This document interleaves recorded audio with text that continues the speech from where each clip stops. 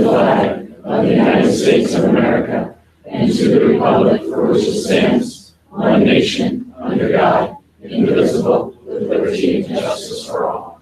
I would like to ask the board to remain standing. Pause for a moment of silence to consider the importance of our work. Thank you.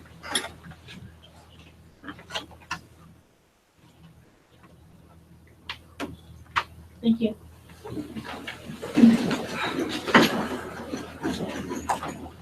And Julie, you'll do roll call. Don Bouquet. Here. Brian Carson. Here. Jessica Decker. Here. Jen Fisher. Here. Corey Holmes. Here. Dan Lefty. Here. Jack O'Leary. Here. Chuck Pike. Here. And John Hodowski. May I have a volunteer to read the mission statement?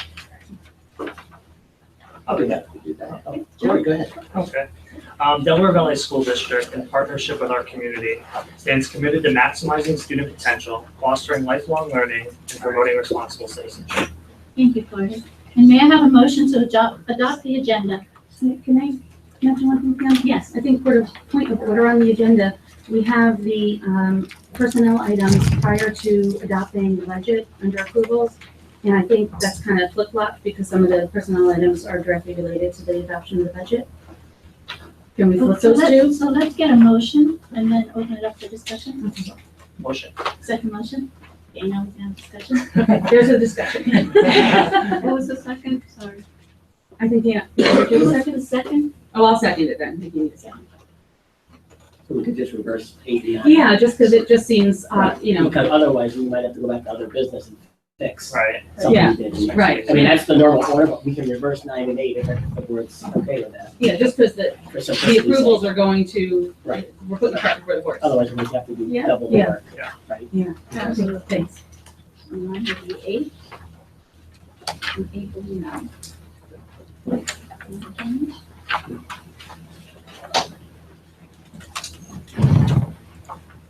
Okay, all those in favor say aye. Aye. Any opposed? Hearing no objections, the motion carries. I would like to remind the audience that your comments are welcome throughout the meeting. Just raise your hand, we'll identify yourself, and you will be recognized. And now we have a couple presentations that Dr. Bell will take us through. Thank you. We actually have recognition of staff and students. There are 6 different ones. We're going to actually start with our retirees. We have 12 retirees this year, and it's a busy, busy week, and we're very appreciative that we have a few of them here tonight. But I'll tell you, first of all, there are 8 teachers with a cumulative 193 years of experience in Delaware Valley. And then there are 4 support staff members with a total of 75 years. So it's a grand total of 268 years of service in Delaware Valley, which is pretty cool. The people that are here tonight, are they hiding in back out there? Okay, we'll start first with, ladies and gentlemen, you can just come to the doorway when we call your names since you're hiding back there.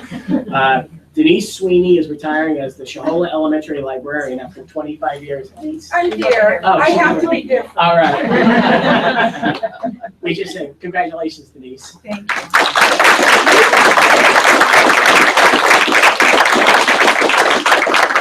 A few weeks ago, there was the 25th anniversary celebration of the Shahola Elementary School, and there was a school-wide trivia game going on in the gym. And one of the questions was, how many librarians have there been at Shahola Elementary? And the answer was 1. Denise has been here all 25 years, so that's pretty neat. How many people could say that? I mean, that's really unique. Yeah. The next person is a music teacher from Delaware Valley Elementary School with 19 years of service, and that's Mrs. Ruth Sweeney.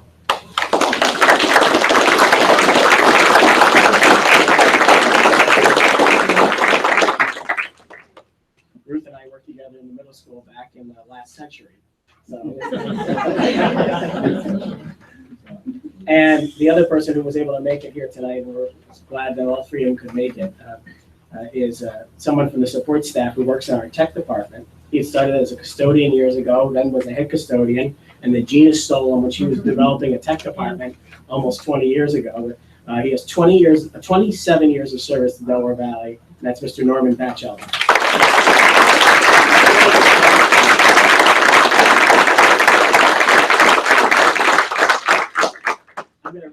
record just the other retirees for this year.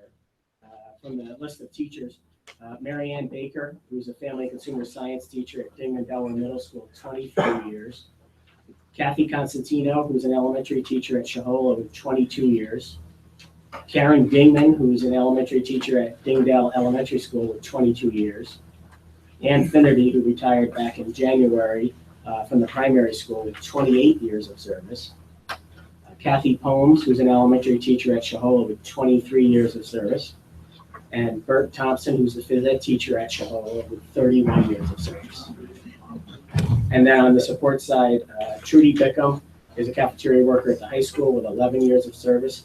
Carolyn DeFoss is an IA at Dingdale Middle School with 18 years of service.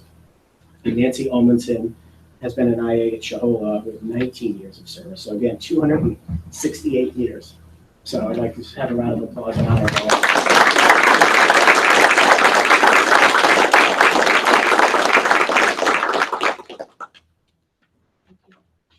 It's one of our favorite things of the year to do this. Every year, the last meeting in June, we honor the retirees, and we also, it's a tradition that we honor the top 25 students and recognize them for their achievements. So at this time, we're going to ask all the students that could make it tonight that are from the top 25 to please come up to the board where the smart board is, up to that wall.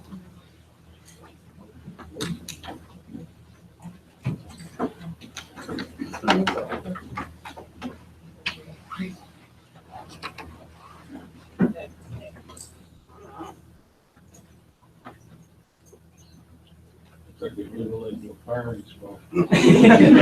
really excited to talk about everybody.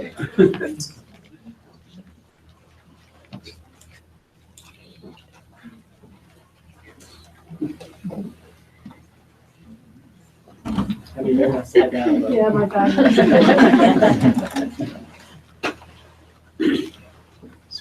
All right, what we're going to do, folks, is we're going to ask you 4 things, but they're not difficult questions for kids in the top 25. I'm confident. We're just going to ask you your name, the college you're going to go to, your intended major, and then any thoughts you have about your years at Delaware Valley. All right, so name, college, major, and any thoughts you have about your years at DV.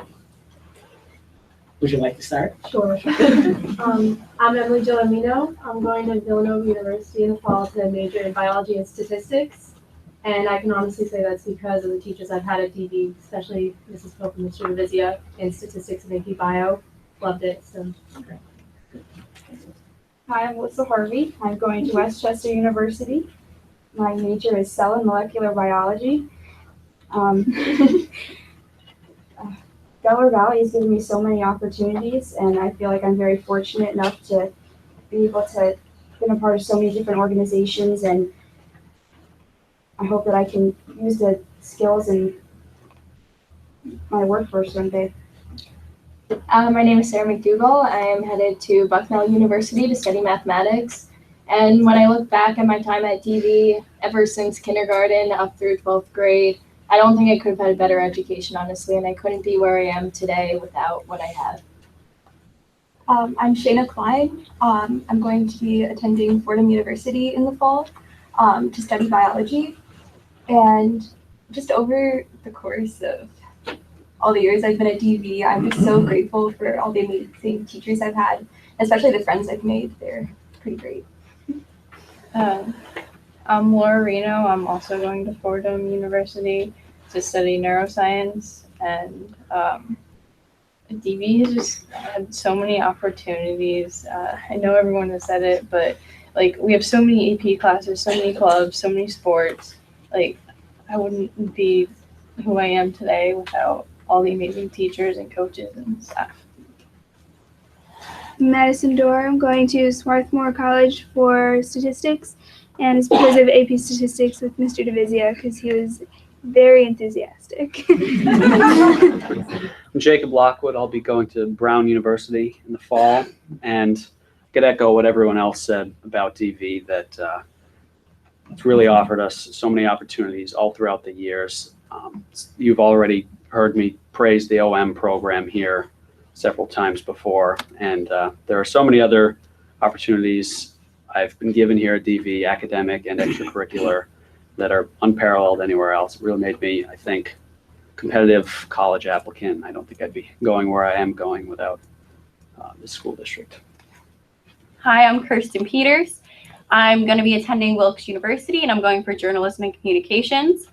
I would say that being on the newspaper and being the sports editor was probably the most influential and impactful experience of my years of high school. Having Mrs. Lordy and being able to branch out and write about a bunch of different topics and research and having to talk to numerous different people really helped me grow as an individual. And I'd also like to give a shout out to Mr. Farrell. He was my all-time favorite teacher and he had such an impact on me as a writer, and I just wanted to let you know. You rock. Yeah. Hi, my name is Vanessa Paolela. I'll be attending Bates College in the fall. It's okay if you've never heard of it.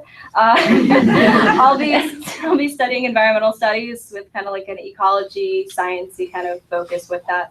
I guess thoughts on DV. Two things I've noticed when going to like national competitions for like FBLA and things like that, that our school like overarchingly puts its money and its efforts into the students and the programs that it has. I mean, like our newspaper has won awards. Our FBLA chapters is one of the largest in the States. Like, I mean, we do pretty well. And that's also because of like the attitudes of the teachers and how willing they are to buy into the idea of being there for the students and the passion they have for what they do. So those are my two things.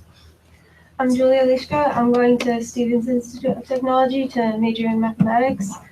And I think that the passion all the teachers show really helped me in DV. They all really care about how much you're learning and that you know what you're doing.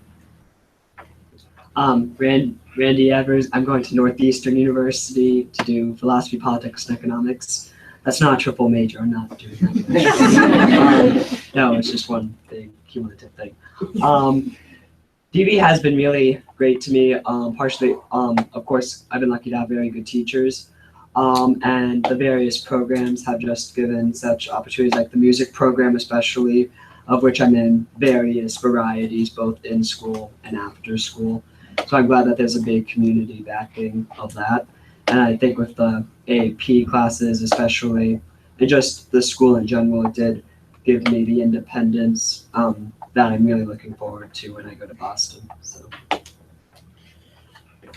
I'm Gabriel Quadrino. I'm going to RIT for game design development, and that's almost entirely due to my time in DB, especially due to my programming teacher, Miss Ewell.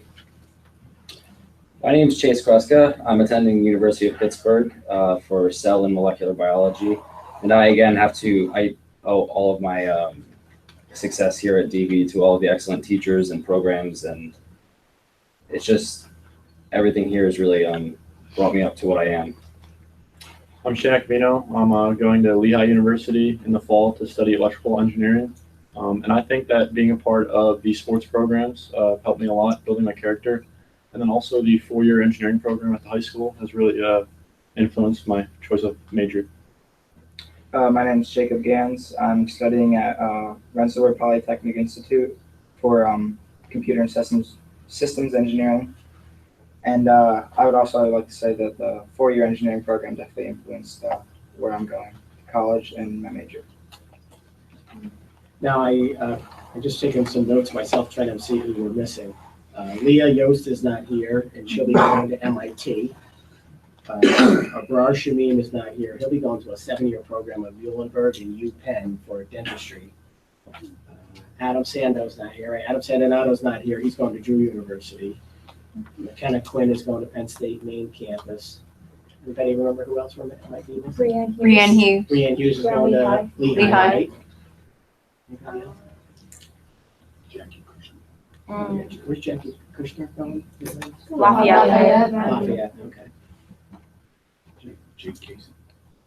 Oh, Jake is going to Scranton. He's going to Scranton. To the U? Mm-hmm. And Brittany Rose going to Marist. Got them all? You got them all there, sir? Megan Malone. Yeah, Westchester.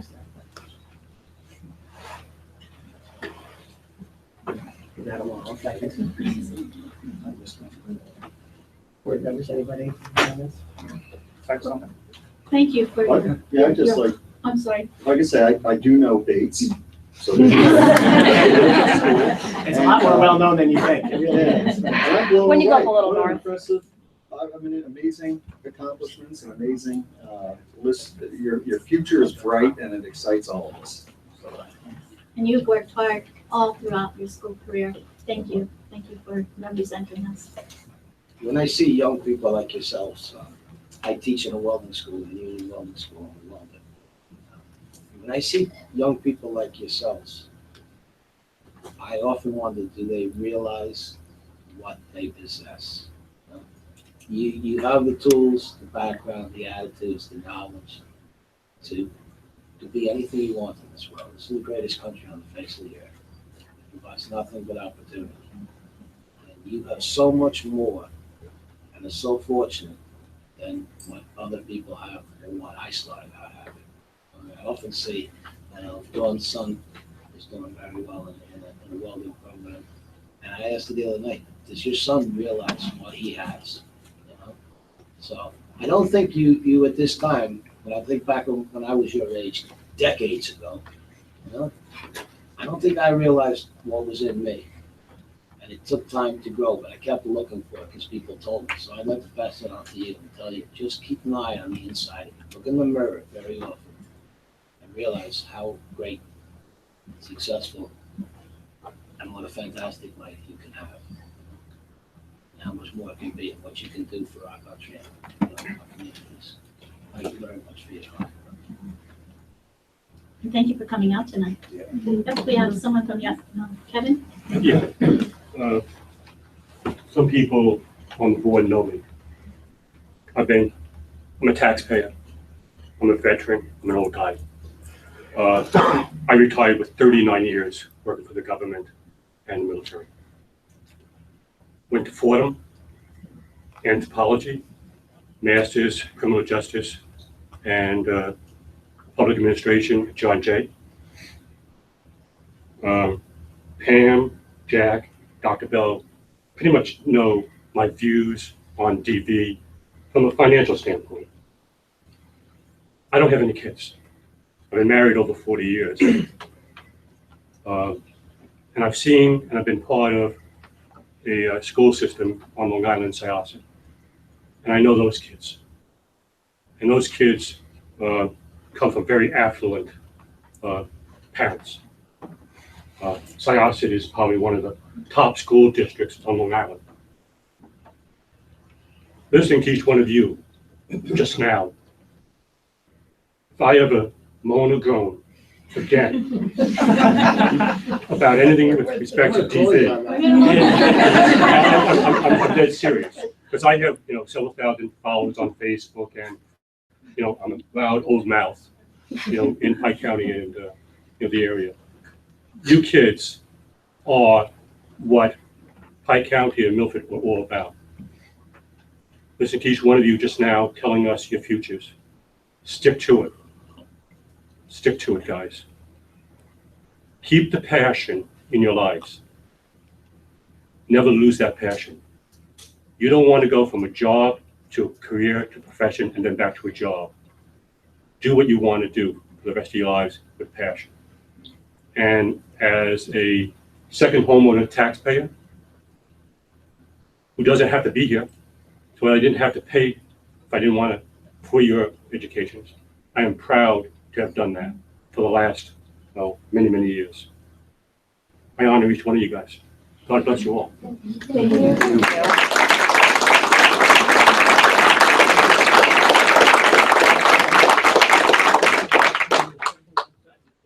Yeah, when we have you break from here, we're just gonna have you go out by the front door and get a group photo so we can get it for the newspapers, okay? Sure. Because it's a little hard here because it's such a narrow room, we could never get you all in. All I know is Shane's in the back row. Anybody else? Well, you've got a great. Congratulations. I mean, this is, the end of your career here, but you have your whole lives ahead of you, and all of your hard work has paid off. So thank you for making the district look good and everything that you did, and good luck when you go away to college. So you guys going to graduation tomorrow? I hope so. Yeah. Well, they don't have to come in the morning, so they don't have to worry about getting the hall. Well, our hats are off to all of you. It's just a great job. So. We'll see you all tomorrow night, but first we'll meet you outside for a picture, okay? All right, thanks, everybody. Thank you.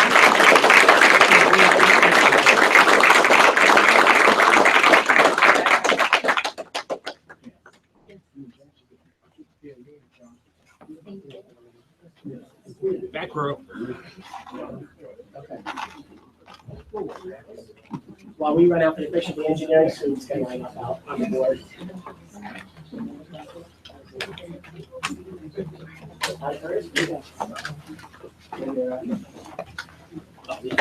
Yeah, I got my hands. I don't know, I gotta ruin the picture, I can't bring up my own. They gotta have my own. I love your suit too.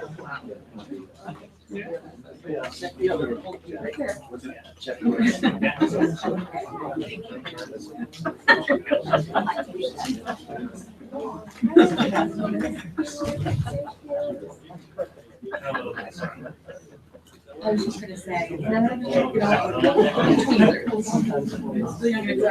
have one or two. Well, I can get surgery on it. When you're done.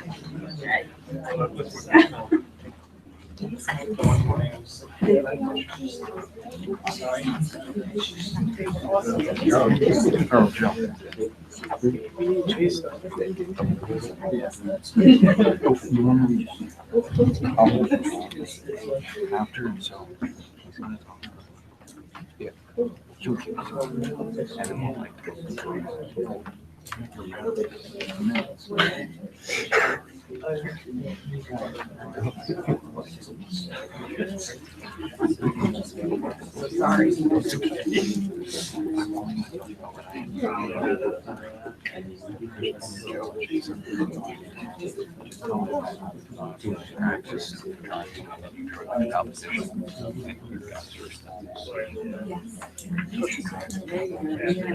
Yeah. Well,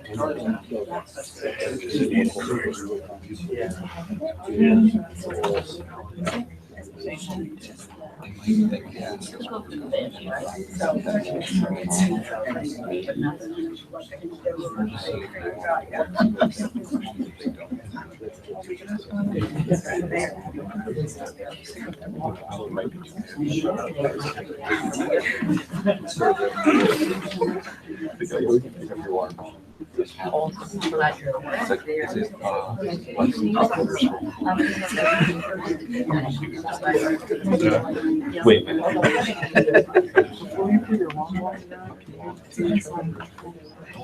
Wow. There's a way between 2.6 and 2.6. Usually when it comes to elections, they've had some many years here. Yeah.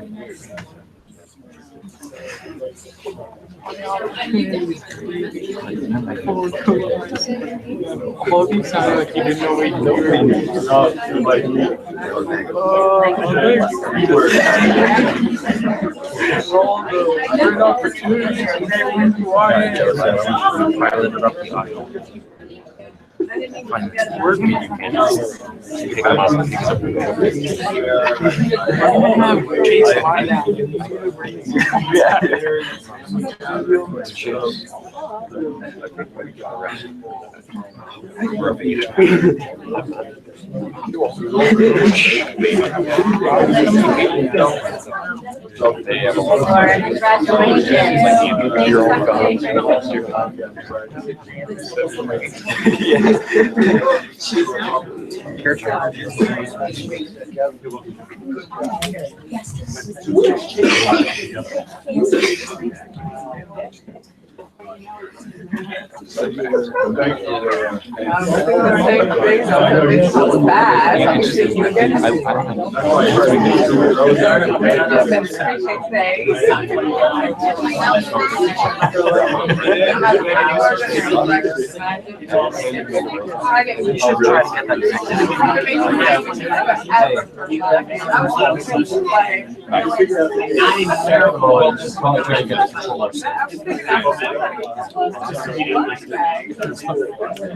that in the right? Oh, thank you. Oh my God. Yes.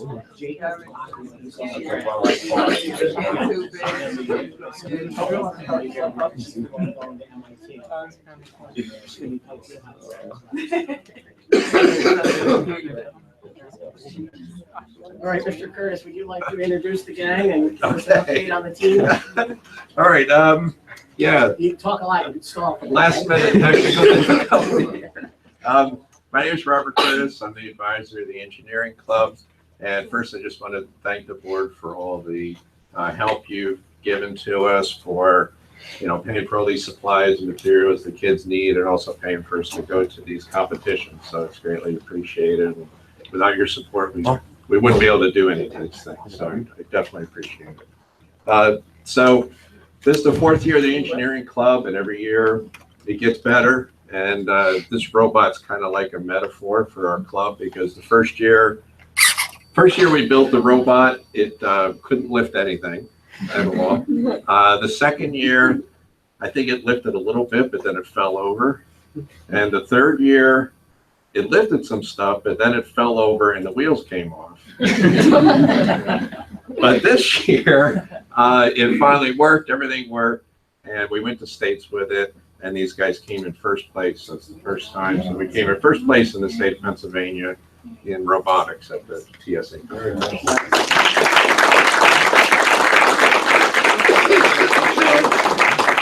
So every year they had to take apart the robot, rebuild it, try to make it better, and they didn't give up, right? They just kept working at it. That's what engineering is all about, is not giving up and persevering. So I'm glad that, 3 of them are seniors, and I'm glad that they got to be on the team that finally won this thing. So it's pretty cool. So it's the first time that we've ever come in first at the state level in any sort of engineering event. So it's pretty cool.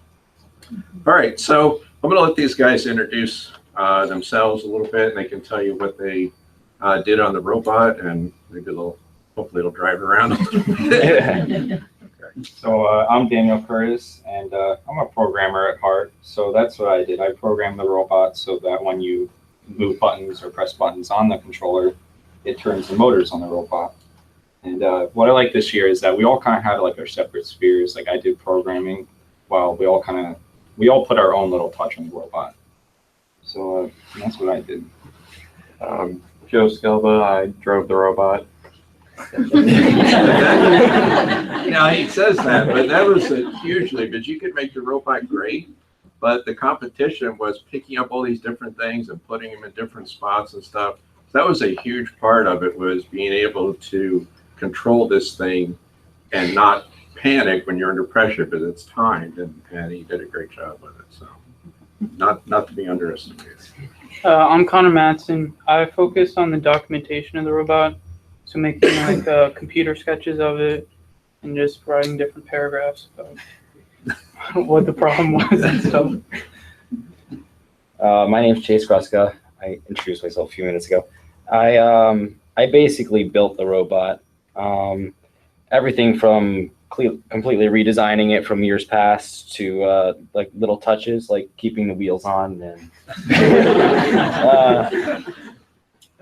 yeah, that was nice this year. Yeah, it was, definitely took a lot from previous performances and built upon it.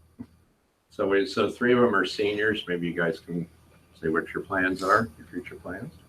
So I'm going to Lehigh for computer science and business. I'm going to the University of Pittsburgh. I'm majoring in physics and following a pre-medicine course. And again, I'm going to University of Pittsburgh for cell and molecular biology. Connor, you'll be back. Yeah, I'll be back. So it's all on him next year to win the whole thing again. So. Congratulations, you'll always be able to say you were the first team ever for BB to have a first place finish on the state level. That's pretty cool. Yeah. No one could ever take that away. It's pretty cool. That's But awesome. if you guys keep improving every year, do you think there'll ever be a day when there's a robot school board member? They won't answer that. Who gets the program? How much Yeah, we'll time talk, do you have? How many teams are states? There's about 80 different schools throughout the state that compete in different things. So first there's a regional level, and you have to qualify at regional. So we qualified at regional, so that weeds out a lot, and then we have to go to states with it. Unfortunately, this is just it's a PA only event. It's not a national event, so there's nowhere else to go with it at this point. But yeah, so they accomplished as much as they could. And this is the 4th year of the program? 4th year of the engineering club, yeah, and fourth year we've been doing the robot, among other things. We have a lot of different events we do, but this is the first time we actually won something at the state level. Came in first at the state level. 4 years, 80 teams, first place. Pretty good. Excellent. That's awesome. Excellent. Just a little school in Pike County. That's it. Bob, you want to first real quick tell us about the engineering, the invitational last week? Oh yeah, we got the front page of the paper. Yeah. Yeah, which is pretty cool. So, yeah, so it's an event the engineering club runs, and we invite all the local school districts, and I had some local engineers that helped me out immensely, because without them I couldn't do it, because I want to stay out of the problem planning part, because I have teams that compete, so I don't want to know anything about it ahead. The only thing I know is they give me the list of stuff that I got to go buy. And other than that, they don't tell me. So that's Gene Rosansky from Schoenagel and Ethan Mandravo from McGoey Hauser Netzel. So without them, it couldn't happen. And also Anka Poulos from Air, Soil, and Water. So she helped out this year too. So we invite all these different schools to come, and we have a middle school division and a high school division. And this year we had about 14 teams, which is about the most I can handle. It's big enough. So it was good. It went really well, and it was a very tough problem they had this year. They had to build something called a Stirling engine, which is basically an engine that uses an external heat source instead of an internal heat source. But they had to build it out of some tea lights and soda cans and stuff. So it was pretty tough, but it's. Dr. Beavis was there, and we were talking. It's so neat to see all the kids working together. Like, they have to work together and so engaged in it. And it's kind of a neat way to kind of wind up the year. And so this year usually we actually, I think out of the past 3 years, twice we've won it. This year we came in third. Doesn't look good if we win it every time, right? So we did very well, because it was a really, really tough competition. Well, you are a fine example of what teamwork can accomplish. All 4 parts come together beautifully. Thank you. Congratulations, guys. Thank you. Thank you.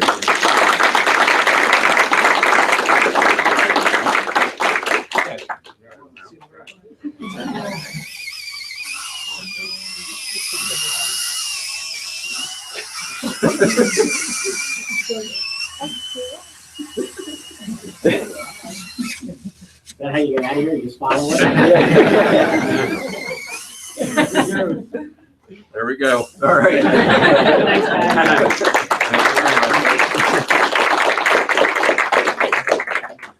All right, next is Dr. Farrell with some Special Olympics.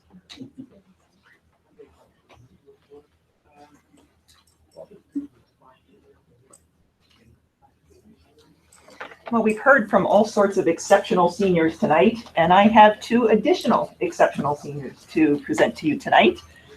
These 2 fine individuals competed in Special Olympics this year and many other years in the past. To my right, I have Cassandra Hoffman, and here's Nicholas Cotter, and they're going to talk to you a little bit about the events they did and their experience in Special Olympics. Cassandra, why don't you start? I started Special Olympics a year after I moved here, so in 6th grade. I did 50-meter dash, long jump, and softball throw for all those years. These are the medals I won this year. I love doing Special Olympics because it's fun and it makes me feel like I'm important, and I get to show what I can do. and I've met friends from it. So it's one of the probably most special things that I've done in my life, and I'm glad I was able to be a part of it. You want to talk about what you're doing next year? I'm going to Moravian College for Art, for ceramics and jewelry, and a minor in art teaching. That's wonderful. And this is Nicholas? I competed in Special Olympics since 6th grade. I won these medals this year, one for the long jump, one for the 100-meter run, and one for the 200-meter run. I got, in long jump, I got 9.1 if I remember correctly. I won first place in 100-meter run and in 200-meter run. I done track and field and swimming. And then let me tell you, these Special Olympics events have been the funnest years at my time here. I'm going to be going to them. But I'd like to thank Mr. Goodrich and so many others for bringing Special Olympics to Delaware Valley. And it's been proud to be here. And it's been fun. Great job, guys. What are your plans next year, Nick? I don't know. Maybe going to work? Yeah, maybe I'll. Yeah.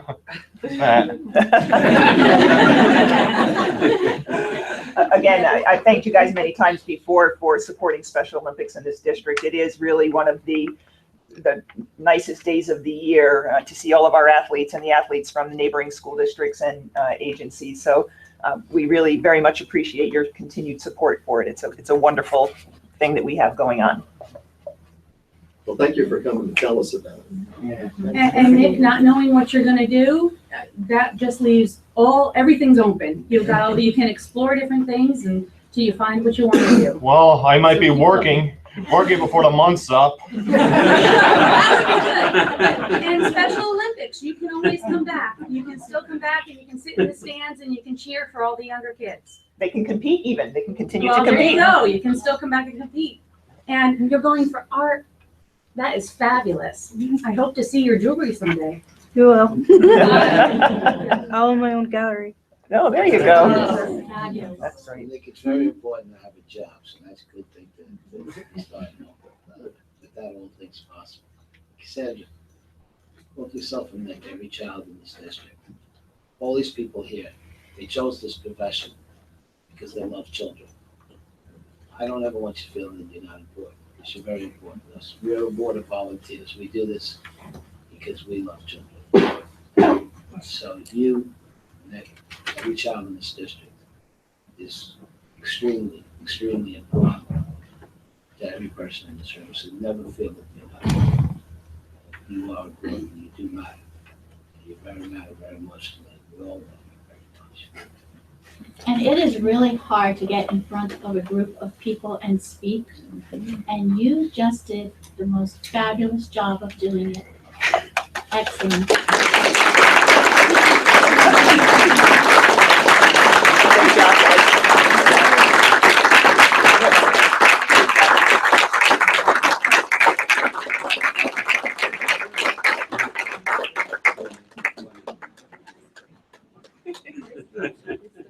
Mrs. Baxter, would you like to do the next introduction? Holding it for a while. We'll come back here. My name is Anna Nasker. I'm a reading specialist at Delaware Valley Middle School. Myself and Emily Shedlaskis not only represent the Tri-State, are here in our school district, but we also represent the Tri-State Spelling Bee Committee, of which we're a member of 5 different schools. And our first place winner was Julian Connaughton of the Tri-State Spelling Bee. He is an 8th grader at DVMS, and he earned the distinction to actually participate in the Scripps National Spelling Bee in National Harbor, Maryland, and not just once, twice.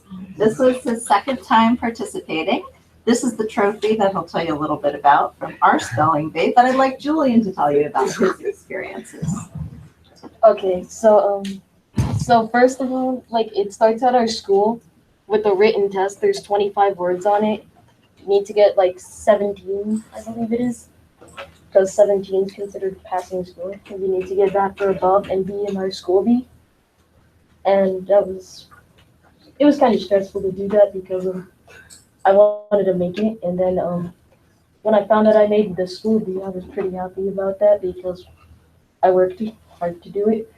And then the day the school B came, and I was like, I hope I don't get the word I don't know.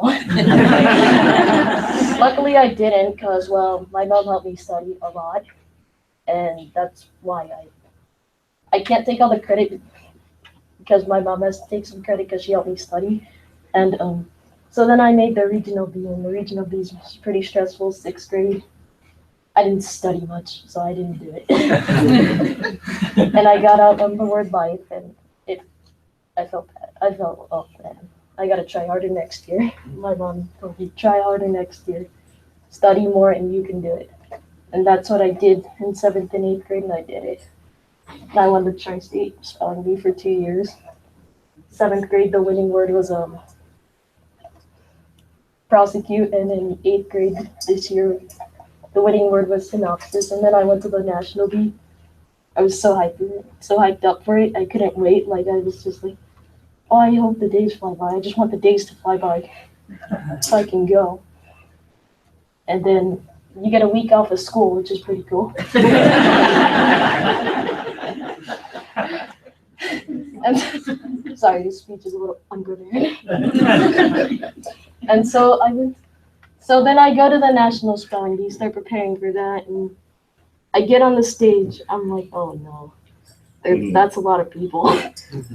And then everyone's just getting these big words, and I'm like, oh my gosh, why did I do this? Then I get my words, and 7th grade, I get the word I do know. I'm like, yes, something I know. Then in the 3rd round, it was vitreous, then I got that right. Then in the 3rd round in 7th grade, and I got crotchety, a word I do know, well, did know, but the time got me on that one. It was like, you only have 2 minutes to spell a word, and that's my least favorite part about the bee. Because then the light turns yellow, then it turns red. And you can't ask questions on red. Red's not good. And then in 8th grade, I get a pretty hard word. The first word, it was sirenomalous. Oh. Yeah. I walked up to the microphone and I was like, what kind of word is that? I'd be out too, so. So then I'm like, can I have all the information? And then I'm like, oh no, I don't know this. I'm panicking. I don't know. I'll just guess. Then the letters come out, then I hear the dreaded ding. Ding, I'm out. May I say though, he had the word spelled correctly. He had one additional letter. He actually had the word spelled correctly. He had one additional. So that was pretty good. Bee Week was pretty fun. Sunday, you get to the Gaylord National Resort and Convention Center. And celebrity welcome, they give you like a bag, an autograph book, and all that fun stuff. Monday, 7th grade, I got to go to the National Zoo, the Smithsonian Zoo in 8th grade. This year, I got to go to the National Ballpark, Washington Nationals Ballpark. Then Tuesday was a written test. I didn't do good on that both years, although I did improve on it this year. 7th grade, my score is 12. This year, my score is 18. Then Wednesday was the competition, which I just said was stressful. Then on Thursday, my family and I just did nothing, and we just went out and ate stuff. And we watched the bee on television, and then we were listening to like these crazy words like pterygoides, epioides, americane, like marrow. What are these words? I'm like, I would never be up there. And then Friday was an awards banquet, and then magician and motivational speaker John Petz came over. And Saturday we left. What a great opportunity. Fantastic. So, Julian, I read about you this week. You know, your principal, along with the other principals and the administrators here, they give us, they write to us and tell us what they're doing and their students and their programs every month. And I was going to, Mr. Iapola included your name there. And I read about you last week and that you had a parade at your school. I did. And sending off. And I thought that was really great thing. So I was going to mention your name and I'm delighted that they brought you here too, so that we could meet you. You know, because I'm really impressed with you. It's one thing to know your words and to know your spelling, but to go there under the pressure of the competition, I really is outstanding. So I'm very proud of you. Thank you. It was an honor to represent the Tri-State Spelling Bee Committee for 2 years. I just can't do it anymore next year. I wish I could, but I'm too old. I'll be a freshman in high school next year. That's too old. Julian is also the winner of the Patriots Pen Essay Contest that's sponsored by the VFW Halls. He's participated in this year. He was also the winner from our building in that respect also. So Julian is a wonderful young man. And the parade is a lot of fun because the students line the halls and really try to encourage and wish them well and wish them well. I read real nice young man. I read that, Mr. Arapola, and I thought that was really great that all your classmates supported you and sent you off, you know. I was surprised this year. I didn't know until like the day of the ceremony, the day of the send-off. I think it was great that you had that relationship with your friends and your classmates and your peers. Thanks for coming to see us. Thank you. It's an honor. Julian, I don't think you're gonna stop here. I think we're gonna see you again. We're gonna find another contest for you. I plan on joining FBLA. You may reach a point in your life when being a freshman doesn't seem quite that old. I'll be 15 in August. I'll be old. I got 40 years.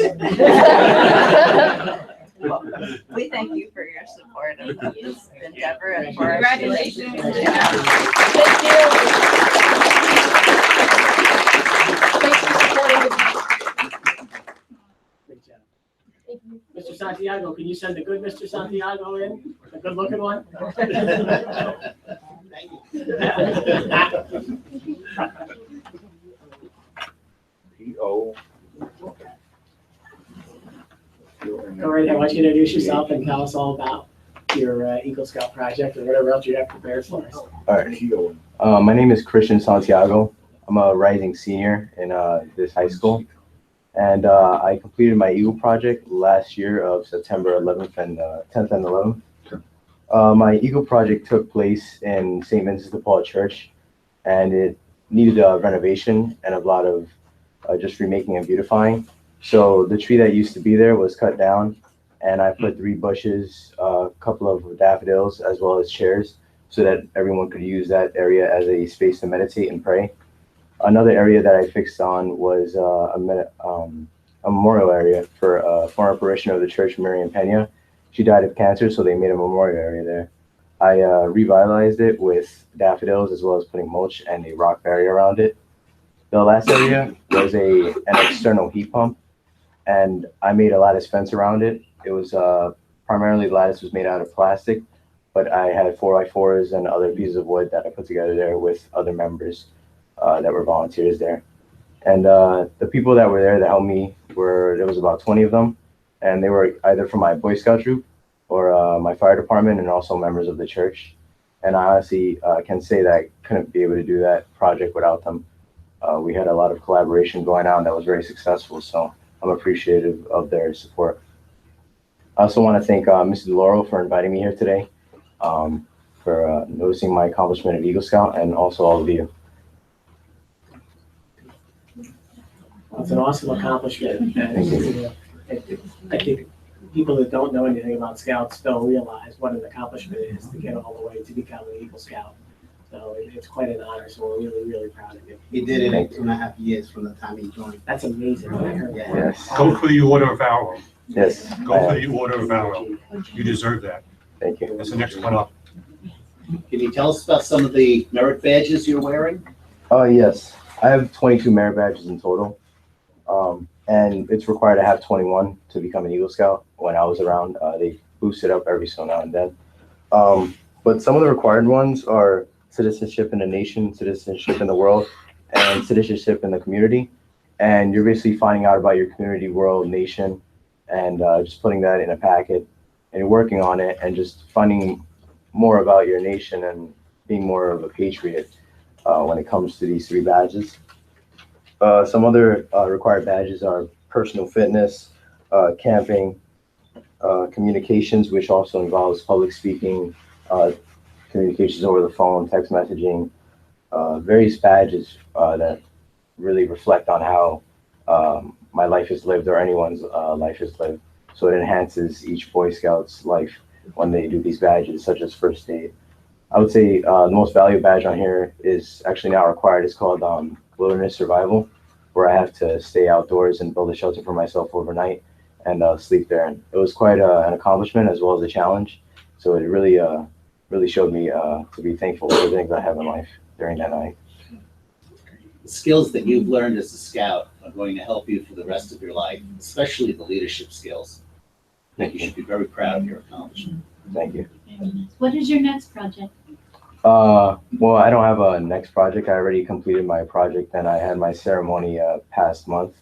So as soon as we complete our projects and we go to the board for basically just talking about what happened, there's 2 times that we go. We're officially Eagle Scouts that day of the board.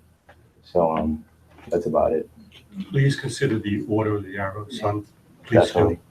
Definitely. It'd be a great honor for you.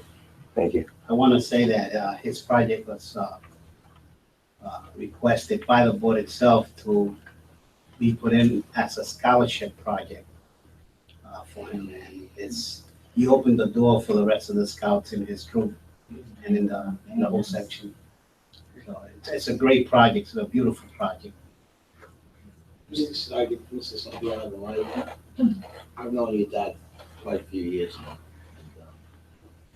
It's amazing for me to sit here because every one of those merit badges that you have, I think your dad probably posted about 10 or 15 pictures. I know what your dad and your mom is doing.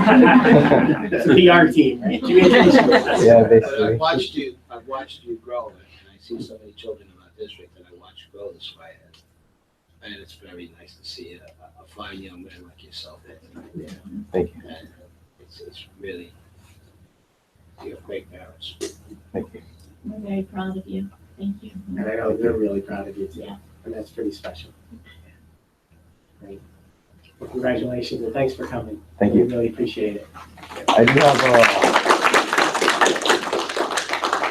this is just before and after photos of my project.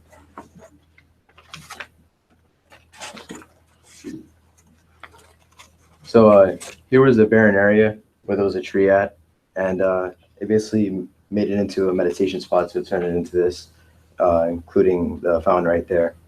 And this is me getting all the materials, as well as Home Depot, which was very generous in their offer, as well as Lowe's.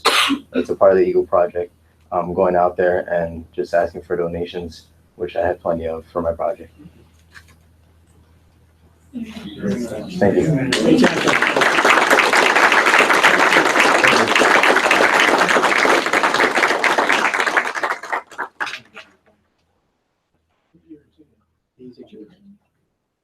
Before we go any further, I wanted to just introduce our new officers of the Teachers Union.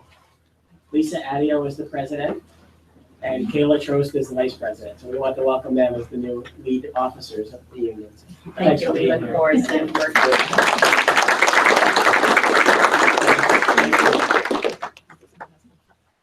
Okay, the last presentation, Don, I don't know how you got topped up, buddy, but. I don't think I can. Did you bring a robot down? No. She's drawing you. Molly, you're next. Okay, gotcha. I'm ready. Good. So,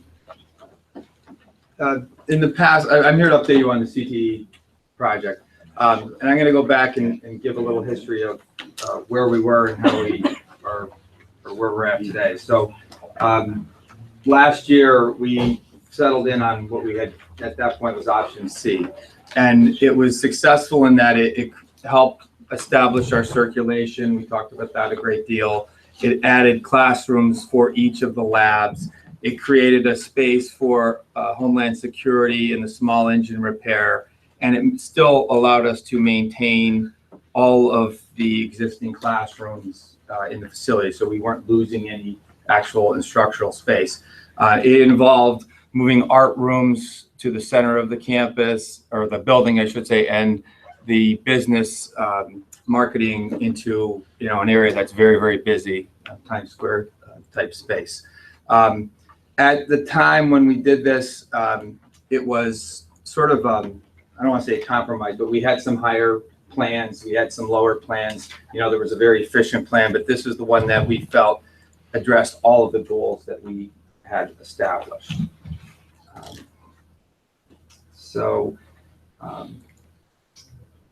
But end of last year, earlier this year, we took another look at it. Did that change? And we developed, option D. So with option D, we looked at trying to save some costs. And in that manner, the school decided that they would take over the relocation of the art rooms and renovate those rooms with their own forces, as well as building the marketing classroom up front. We took a stab at trying to reduce the amount of square footage we were constructing, and then in effect reducing the cost. So we were reducing this by about 2,000 square feet from the first look. The big compromise in that was that we only provided space for one new program. So we're not sure what it was. We called it new program rather than having small engine or the Homeland Security. So it was to be determined, and there was discussions here at the board as what is that program. It still allowed classroom space for all of the labs, still satisfied the circulation and locker needs, and it was a very tight, efficient location. We started looking at the plan again earlier this year, meeting with John and his staff, and we wanted to try to make it more efficient, and then there were some additional goals that were introduced into the plan. So I don't know, John, if you want to mention those goals, or if you remember, we talked about I think it was when they had the STEM presentation, they talked about science rooms and perhaps maybe looking at the idea of having some new science labs. And we did a tour. I think a whole bunch of us, almost everybody, went on the tour, I think, of the science labs from 1970, 1986, 1996, those different editions. So then our next thing was, could we take a look at this design and take the CTE wing and truly see if we can make it a STEM wing by adding some science lab space. We wanted Don to go back to the drawing board to see, could we add some science lab space, classroom space, down in that wing, and see what kind of cost it would be, how many square feet it would be, what would the cost be, and things of that nature. So then we met with Don and Brian Blom and Jim Purcell and I, and we spent a lot of time talking about it and sketching different things. And this is the design that we wanted to show you tonight that is inclusive of 3 science classrooms. Correct. So just overall concept, again, things that haven't changed were art room still is in the center of the high school, work done by the school, as well as the business program. We still have the auto program, the construction trades, and the electrical. The nice thing about this electrical is essentially in the same space, so we don't have to worry about phasing it and relocating it. It was adequately sized, but we're adding its own private classroom. We still had the separation of the shop side and the more of the cleaner side with the culinary program and the educational, the early childhood education. So what we tried to do is look at this center space, with difficult with the angled wall of that pod. But what we ended up with was creating sort of a loop corridor. And one of the benefits of this option was previously to get to the middle school, students had to walk all the way around, exit, go through the class tunnel to get back up. In this option, we have a side corridor, so it's much shorter term outside, and it's a much quicker path through to the other side. In this program, we're showing the health education in this area, We have our drafting room, which moves down, and it's a nice shape, and its proximity is nice because it's close to the wood shop and to the construction trays, so there could be some group teaching there. We have our the wood shop. We provided what we're calling an engineering room, and then an additional new science lab. And in this area, there are 3 classrooms, smaller size, really not set up for science areas. So we're blowing out the walls internally, creating a science storage space with 2 adequately sized science rooms in that location. We did lose that, what we call the extra space for the potential program, but we did pick up the engineering lab, and some of our discussions were such that the one program that was popular, which was the security law enforcement, is a type of space that doesn't need specialized space. It really does fit in a classroom or 2 classrooms. So if the need arises later, it could fit into some of these other classrooms. So there wasn't a need to build that space presently. The same thing with if we were to get the Air Force JROTC. We could steal 2 classrooms in that S wing, just like we could do the same for law enforcement. Okay, now that that's been brought up, so I'm looking at that, and I thought you were going to say something like that, Dr. Bell. If I asked you in the future or now, where would you put your SIP rooms, your shelter-in-place rooms, in that schematic? Could you answer me that? Or somebody on your staff answer me that? Shelter-in-place meaning during an incident, crisis? I'm not sure what their security policy is. Oh, I apologize. Yeah, I would imagine they would do it in their classrooms. That's not the right answer. But that's okay, sir. I apologize. It's something to be considered by either the board or the administration. Due to the fact of what you're putting into that really fantastic facility, sir. So in terms of cost, one other thing in the number that I'm going to give you, when we did our walkthroughs previously, there was some talk about upgrading this science room and this science room, and then taking these smaller science rooms and turning them back into classrooms. So, real rough round numbers, obviously the construction manager will have to get involved, but option C, they put together a number back in September of 15 of $10,864,000 change. We took their number and their cost per square foot and applied that to our new square footages and came down to a number of $10,153,737. And there was I don't know if you remember this, but this is what we had passed out at that time. Trying to adjust for the square footage we were at, we lost 2,000 square feet, we gained 1,000 back. So we're somewhere in between square footage wise. And unfortunately, science rooms are rather costly to renovate. We just did one last summer. It was $190,000 to renovate the science room. Casework is very expensive. There's gases in many of them, chemical exhaust, things of that nature. So I added another $900,000 for this renovation and those renovations, and some minor costs to, sort of when you tear out cabinets, patch walls and floors and whatnot. So I'm projecting somewhere around $11,300,000. This is for option. This would be for option E now.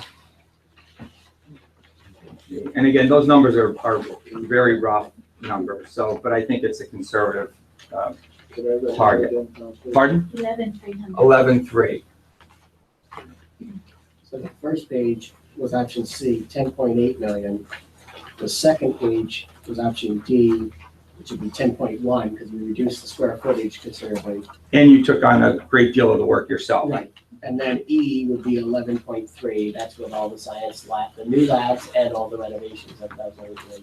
The one thing, that number, it's hard to put a number to, but as I mentioned, we're going to reuse this square footage.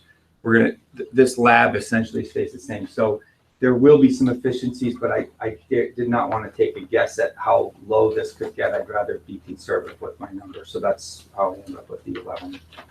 Great. When you did the facility report for the district, how much was it for the science labs and that? Well, the science labs then only had the 2 labs. I don't have that with me, but we weren't talking about this large piece of space here when we were looking at that. Right, but you don't. I don't remember, I don't have that with me. And I'm not sure if we had science. I know when we were looking at the rooms out back, it was around 300,000 each, but they were regular classrooms. But that was new construction. We were building walls and roofs and mechanical systems. Right, this is just fit out. So what do we lose in option B? So from option C, there were two labs. There was the Homeland Security, law enforcement, and the small engine repair.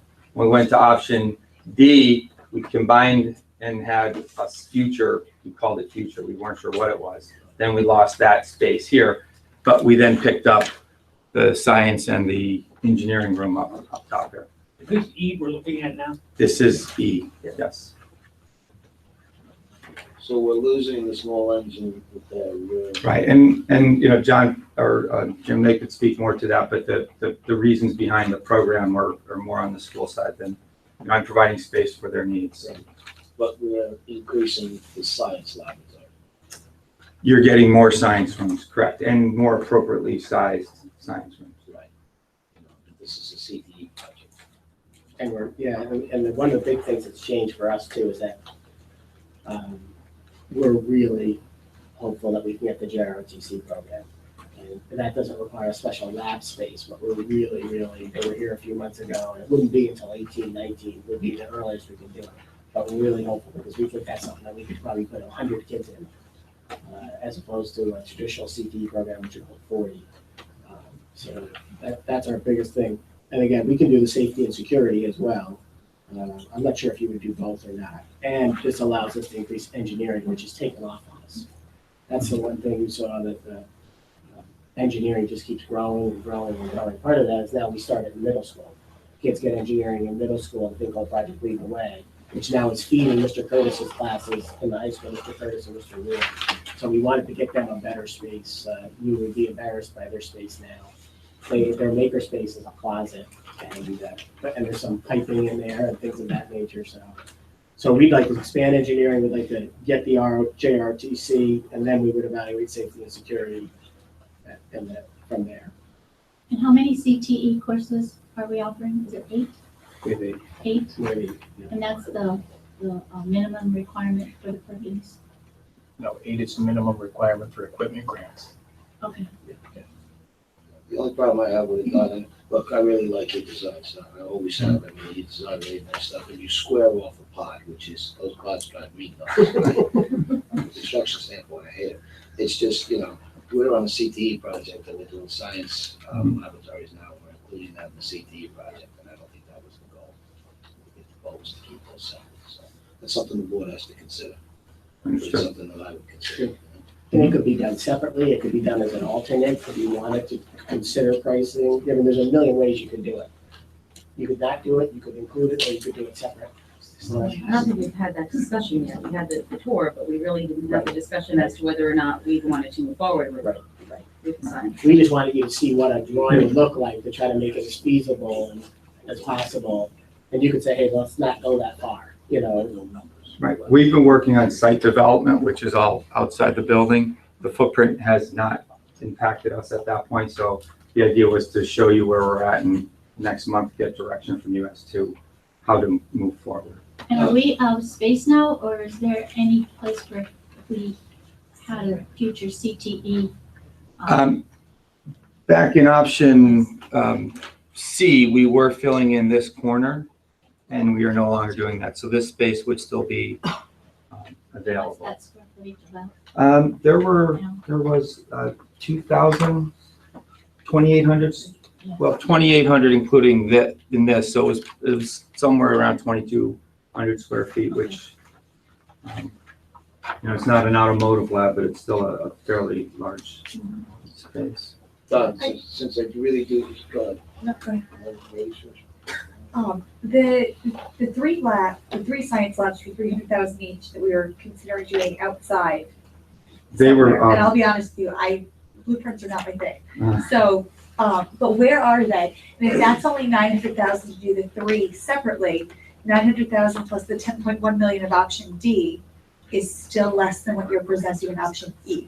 The three, they were regular classrooms, they weren't science They were regular classrooms. classrooms. And they were, like the absolute opposite corner of, I didn't bring an overall plan, but it's out behind the middle school. By the tennis courts, yeah, exactly. So it's $300,000 for just a science room. From scratch. Right, and then how much Roughly. is it from scratch for a science lab? So just renovating a lab we did at Lakeland School last summer. It was tear out all the finishes off the wall, all the finishes out of the floor, saw cut the floor, put in all the new gases, pipes, water, electrical, casework with the, chemical resistant tops. And that was about $190,000 to fit out a room. That doesn't include building any walls or new roofs or And that's about 300,000. slabs. Right. We're projecting new construction at the engineer or construction manager was around $240 a square foot for new construction. So if you had that's how we were coming up with those numbers. The 1,200 square foot lab times that number was roughly in that range. I think we were rounding to that 300 too. It wasn't the exact number. How soon do you need a direction on this? We're, next month would be great, but realistically, we're not tied to like the elementary school it was where we needed to start open school in September. This is a project that could start anytime between April and September and really, it's going to have a life of its own where you're going to do some new additions, some renovations, and it's, that we likened it to that little square puzzle piece. There's the one missing, you got to keep shuffling things around. That's how this project's going to be. We're going to finish something, someone will move in, and then we're going to finish something else, and then someone else moves in. So, so anytime this summer, really. I know it's tough getting everyone together in the summer to make decisions, but as we get into the fall, we'll really want to hit it hard. I have a question. Yeah. So just bring me back to speed. In September of 15, we had a $10.8 million project on the 3rd of September, almost 2 years ago. Then this past December, we talked about D, which brought the price down to 10.1. Yes. And we thought about putting 3 new classrooms in, but they're not science classrooms. We did speak about renovating the existing classrooms. What the new thought is, they're too far away from the CTE.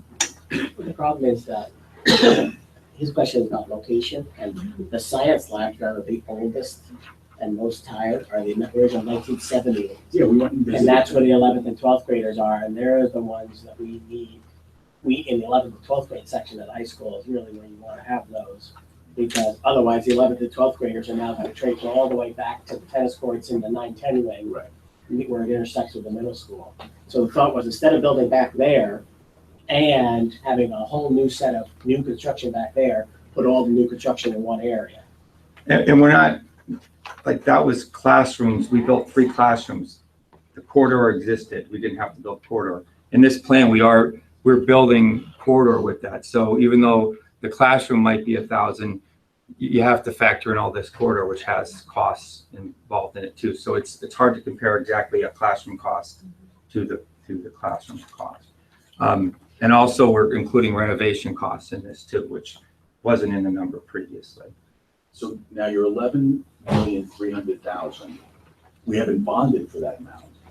So we would need some type of analysis as to where those additional funds are coming from in our plans. Do you have those give us soon? I don't have that, no. Well, I could give an update of where, this is really brand new stuff, but you've seen this document before, and this number that I had plugged in here is on the it's actually 10.453 on the CTE, but you can look at this just to. This is what you gave us last month. It's probably, you try and update it every month, so let's, if you want to look at it. This is as of April. Oh, now we're, all right, now we're in. Yeah. So now we're in.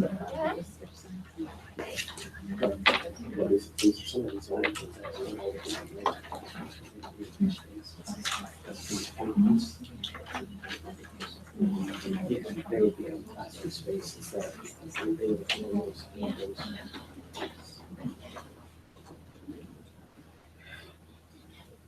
This wasn't too bad. Don, the angular classrooms there, on the, These one? the science labs, right? Yes? And that's in option E. Those are being renovated. Yes. Okay, I really like your design, I like that you're squaring it off, it makes way more functional space. What's the cost of doing that? I mean, those classrooms are standalone, they seem to be, without renovating those at this time. Well, they are existing classrooms now. You can continue to function and use them as classrooms, but they're not science rooms. So at turning them into science rooms, Okay, they're you need not more currently space. laboratories. They're not currently science rooms. Correct. And that would be 190 a piece. Maybe going from 3 classrooms to 2 labs. Instead of 3 traditional classrooms, they become 2 science labs with this office or storage space in the middle. Right, so just so you understand how we get this number. This area is 3,000 square feet. When the construction manager put together his budget, he targeted as a heavy construction, $164 a square feet. So the 3,000 times the 164, this area is about 500,000 square feet is what we were targeting for that particular. How much? I was just budgeting about 500,000 for that area. Okay. Just that area. You have to understand. That's a court there. We're not squaring off the building. No, this is outside space. That's outside. But the outside is square. So this becomes, a light court that the labs could use, for an outdoor We're not space. squaring off a pod, right, Jack? Yeah, we are, look at the difference here, on the left-hand side, that be squaring the building wall. This would be an outside wall, and that is the outside wall. So this becomes outdoor space in here. So from the ground, you wouldn't see it as a pod, but that would still be an angled wall. Up here, Jack, he squares this part of the building. Oh, I'm looking in the wrong spot. Gotcha. This is the pod, right? When you square it off, you're adding all that extra space. Which also leaves you, I don't know what's out here, but you could do it again in future. Leaves you futures. Gotcha. All right, looking in the wrong spot. And I like the idea of this being a light course because it's cost effective, but too, that could be tied in, and that in the future could be squared off. The idea of pods was really, look at our old elementary school. You couldn't find a square wall. Teachers couldn't see their children. It's a construction nightmare. Maybe it's more costly, right? When it's not square. And you have to also keep in mind, these aren't exact bids or estimates. These are budgetary numbers to get us in the realm of what the size of, or the scope of what this project would be. If we were to go forward, the construction manager would look to put tighter numbers to them. And that also includes the soft costs. That's, if you recall, there was all your fees and permits and equipment is all in that loaded number. How many students do we have in the automotive program? 48 right now. And were there any students that didn't get into the automotive program that chose alternates? Yes. Do you know how many? This past year, I'd say maybe 5. Do any other programs have waiting lists? Not this year, no.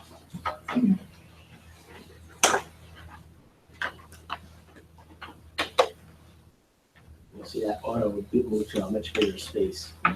Because auto's currently in that light green, maybe move into. And we added space for that.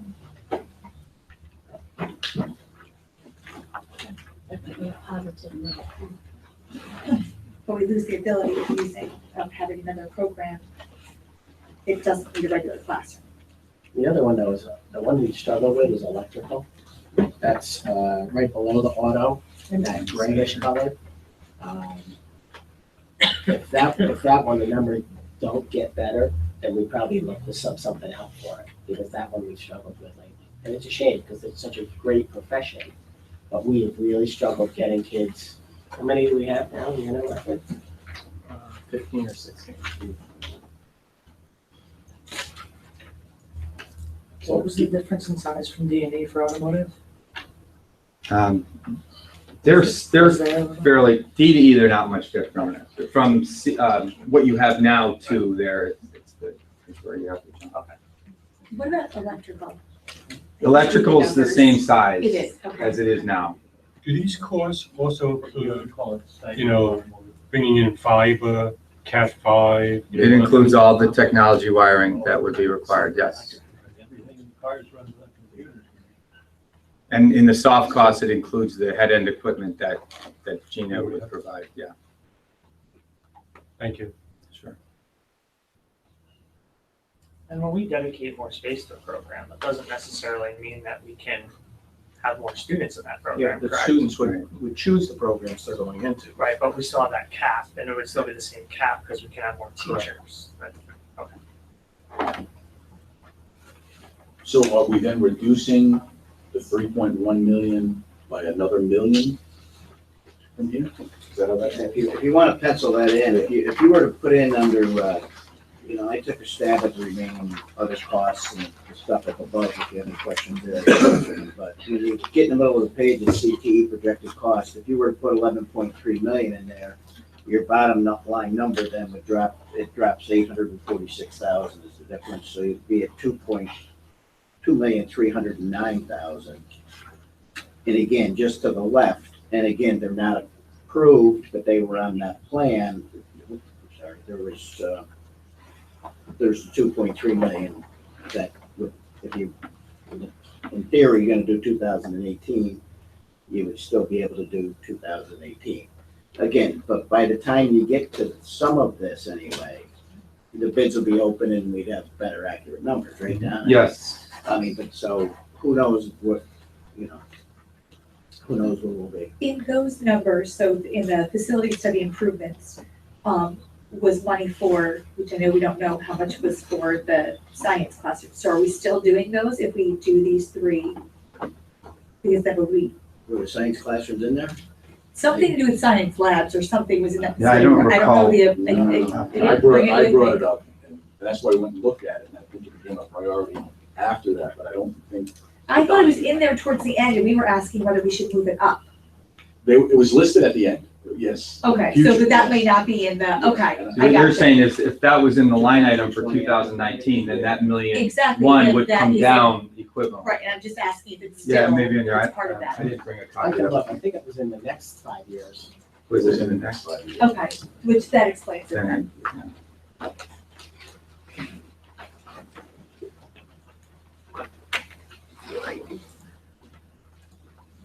And Don, the last time we spoke, we were moving forward with option B or C. Last, we never really, we haven't moved much beyond any of these schematics. So it's not as if you change gears, I'm gonna have to charge for redesign. We're still kind of, working on the testing outside, which isn't impacted by the option pick. Can I ask how the testing outside is going? Is that right? Yeah, I mean, we've been getting good results from the DEP also, because they're the way they're going to classify this, it's not going to require us to pull the application for the entire campus. So things have been positive, yes. Tim, can you please send me a list of the 8 courses we're offering? Sure. Yeah, that, I don't got it down, the future project list, which meant it is not on the list on the bottom there, 2020. It did show, you're correct, it was, the high school had $750,000 listed in that under renovate science rooms. But start with that, then. How much, what was it? 750,000, but it was put on the Right. future list. That Right. would disappear if this was done. Off the future list, yes. Dr. Purcell, could you please send that list to all the board? But that's not on. Yeah, and if I can make it quick, not just what we're offering, but what we're proposing. So send us what we have now and what we're proposing. Under this proposal, we Yes. wouldn't be adding a program. There's nothing additional.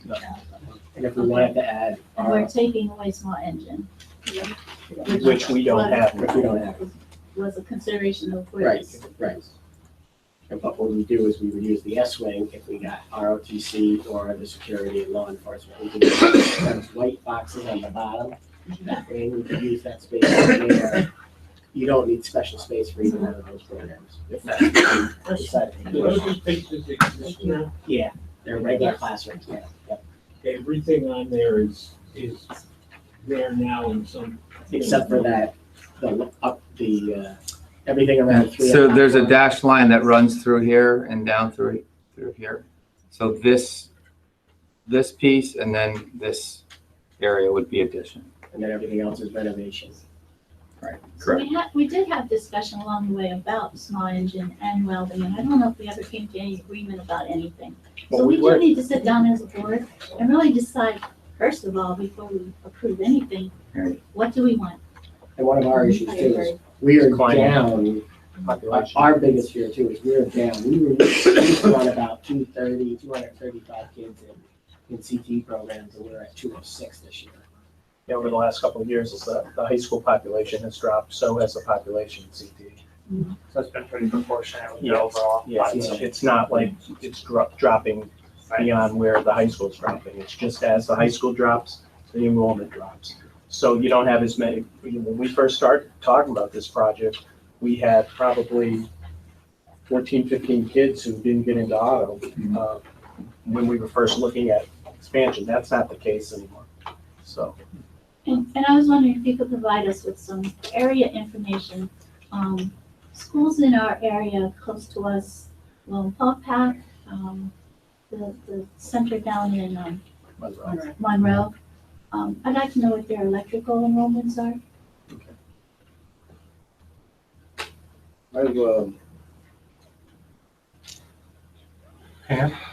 Everybody I've ever talked to about an ROTC program has been very supportive of it. And I gotta say, when I've worked on projects in school districts around Orange County, you see in the summertime, the kids show up at crack of dawn and they're out there doing their exercise and stuff. I have to admit, that's about all I know about ROTC. What kind of classroom do we need set up for them? You know? What is the requirements of an ROTC program? Basically, they provide 2 officers, and we pay half their salaries. The Air Force pays half of their salaries. They already receive their benefits from the Air Force.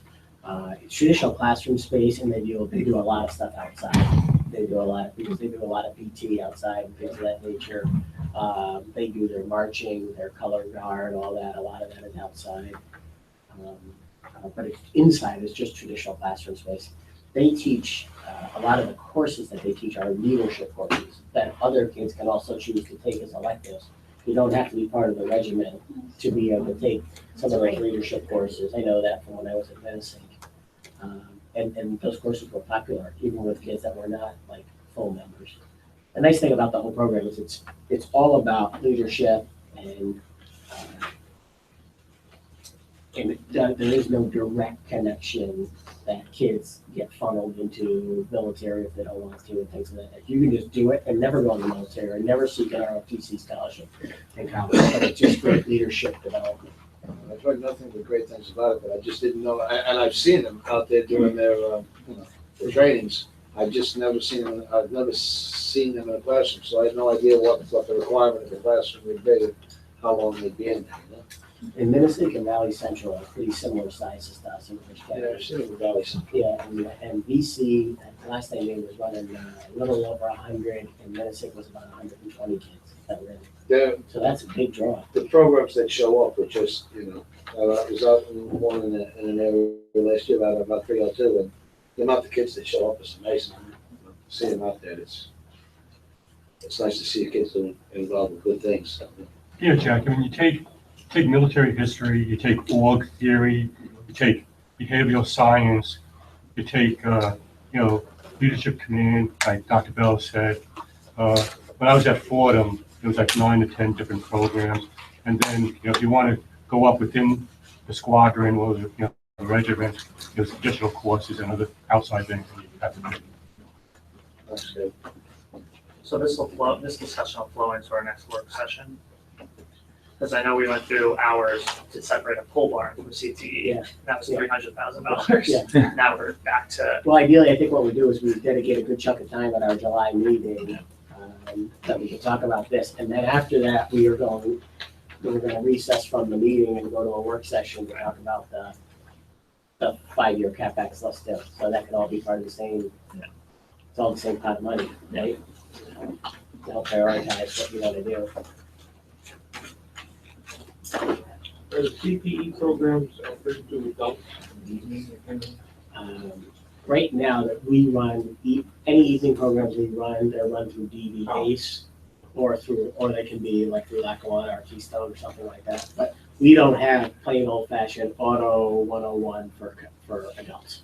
Yeah, I just wondered whether that was part of the cost benefit structure, whether it was possible to get revenues from. Yeah, it might be a small stream of revenue. We've talked about that in the past.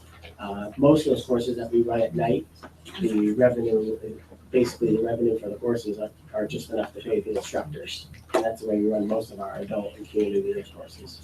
We charge them the minimum that we can based on, okay, what's it cost for a prof, or a professor or a teacher to run the course, and then we divide that up by the students. And if I can ask, what are you running at night now? The academics? Well, DVAs is a whole variety of things. There's athletic things, there's swim, there's computers. Right now, we're trying to set arts and craft things, cooking things. We're trying to set up right now. We're trying to set up a new course for EMT, EMT training, because some of the local firehouses have asked us for that. So. Right. I just wondered whether workforce development, they thought people in you for training.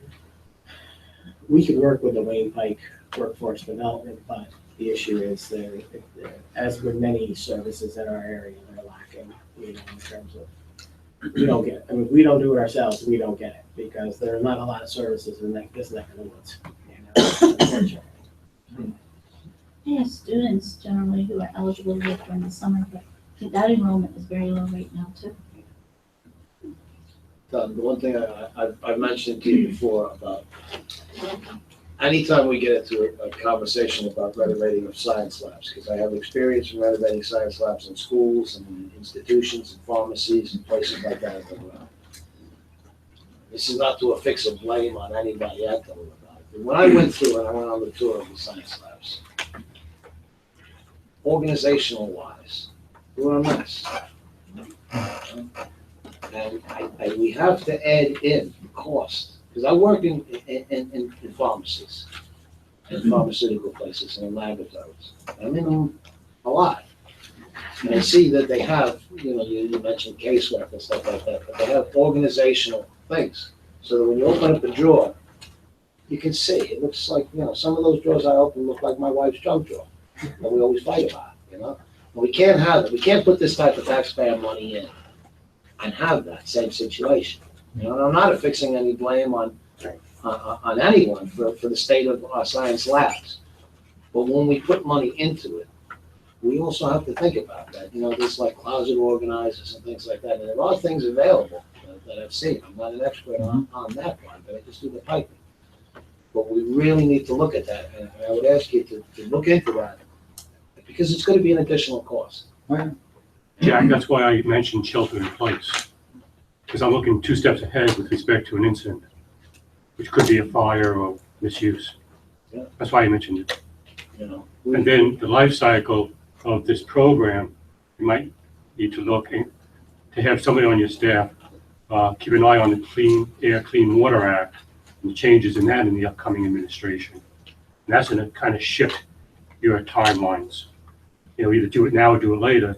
But those rules and regulations in the Clean Air and Clean Act are being reviewed underneath the current administration. Well, in construction, Kevin, do it later always costs you twice. When you're doing something twice, That's what I'm getting at, Jack. It's not cost effective. So while we're on CTE and talking about some offerings, I just would like to bring up something I mention every so often. And that is we have one of the best TV production programs nationally.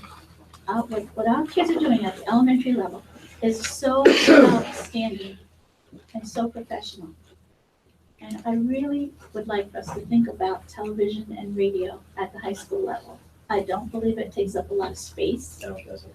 I believe it would go very well, possibly connected to the culinary arts. Go for lunch, watch a broadcast, and let these kids, we're always saying we want to carry on, we want ongoing. It just ends abruptly. So give them an opportunity in the future to put those skills at a higher level.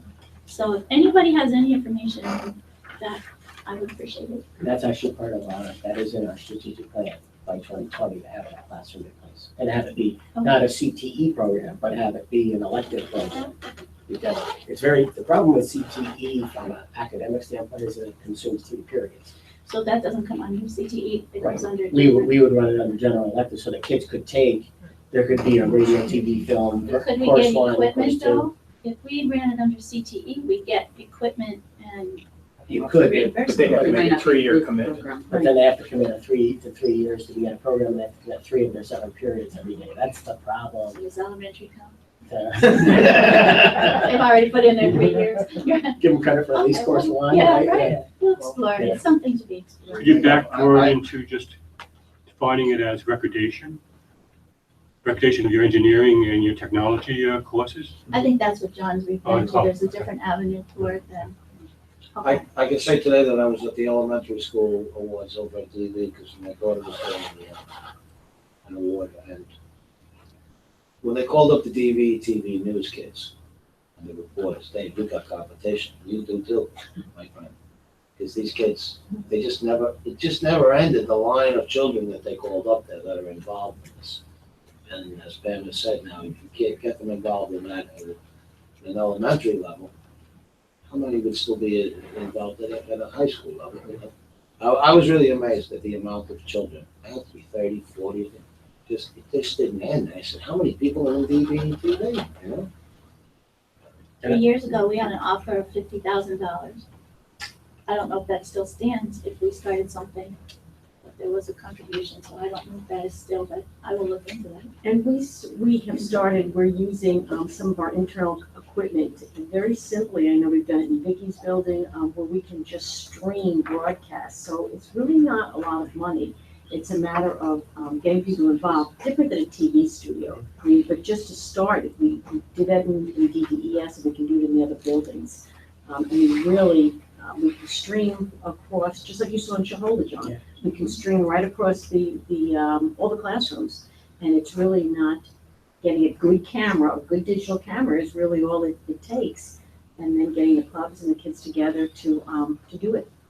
And Demons Middle School has a TV program Yes. now. Right. So it's really- And we started in Vicky's, Talking and we about can branch. writing and speaking and all the things we're Yes. focusing on.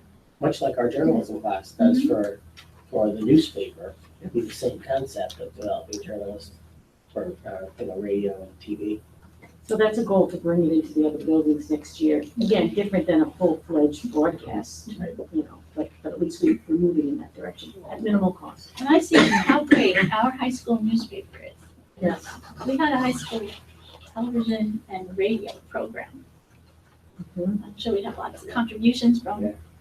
And the new thing, the Fuss Food Digital Media website that we have, it's kind of been like the beginning of that. Yes. Instead of everything being print, now they're shooting video and uploading it to this website.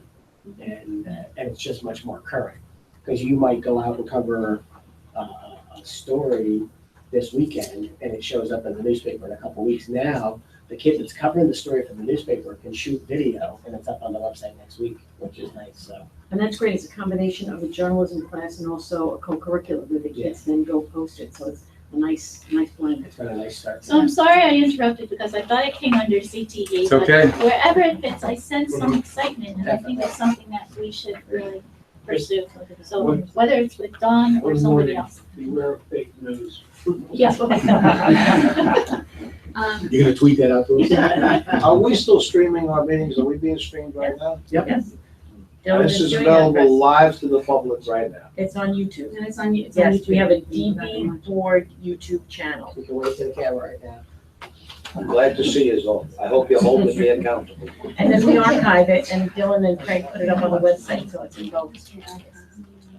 I have to say, and I don't know, please correct me if I've missed it, but I'm surprised to see the science labs added to this configuration, because I didn't think as a board we had that discussion yet.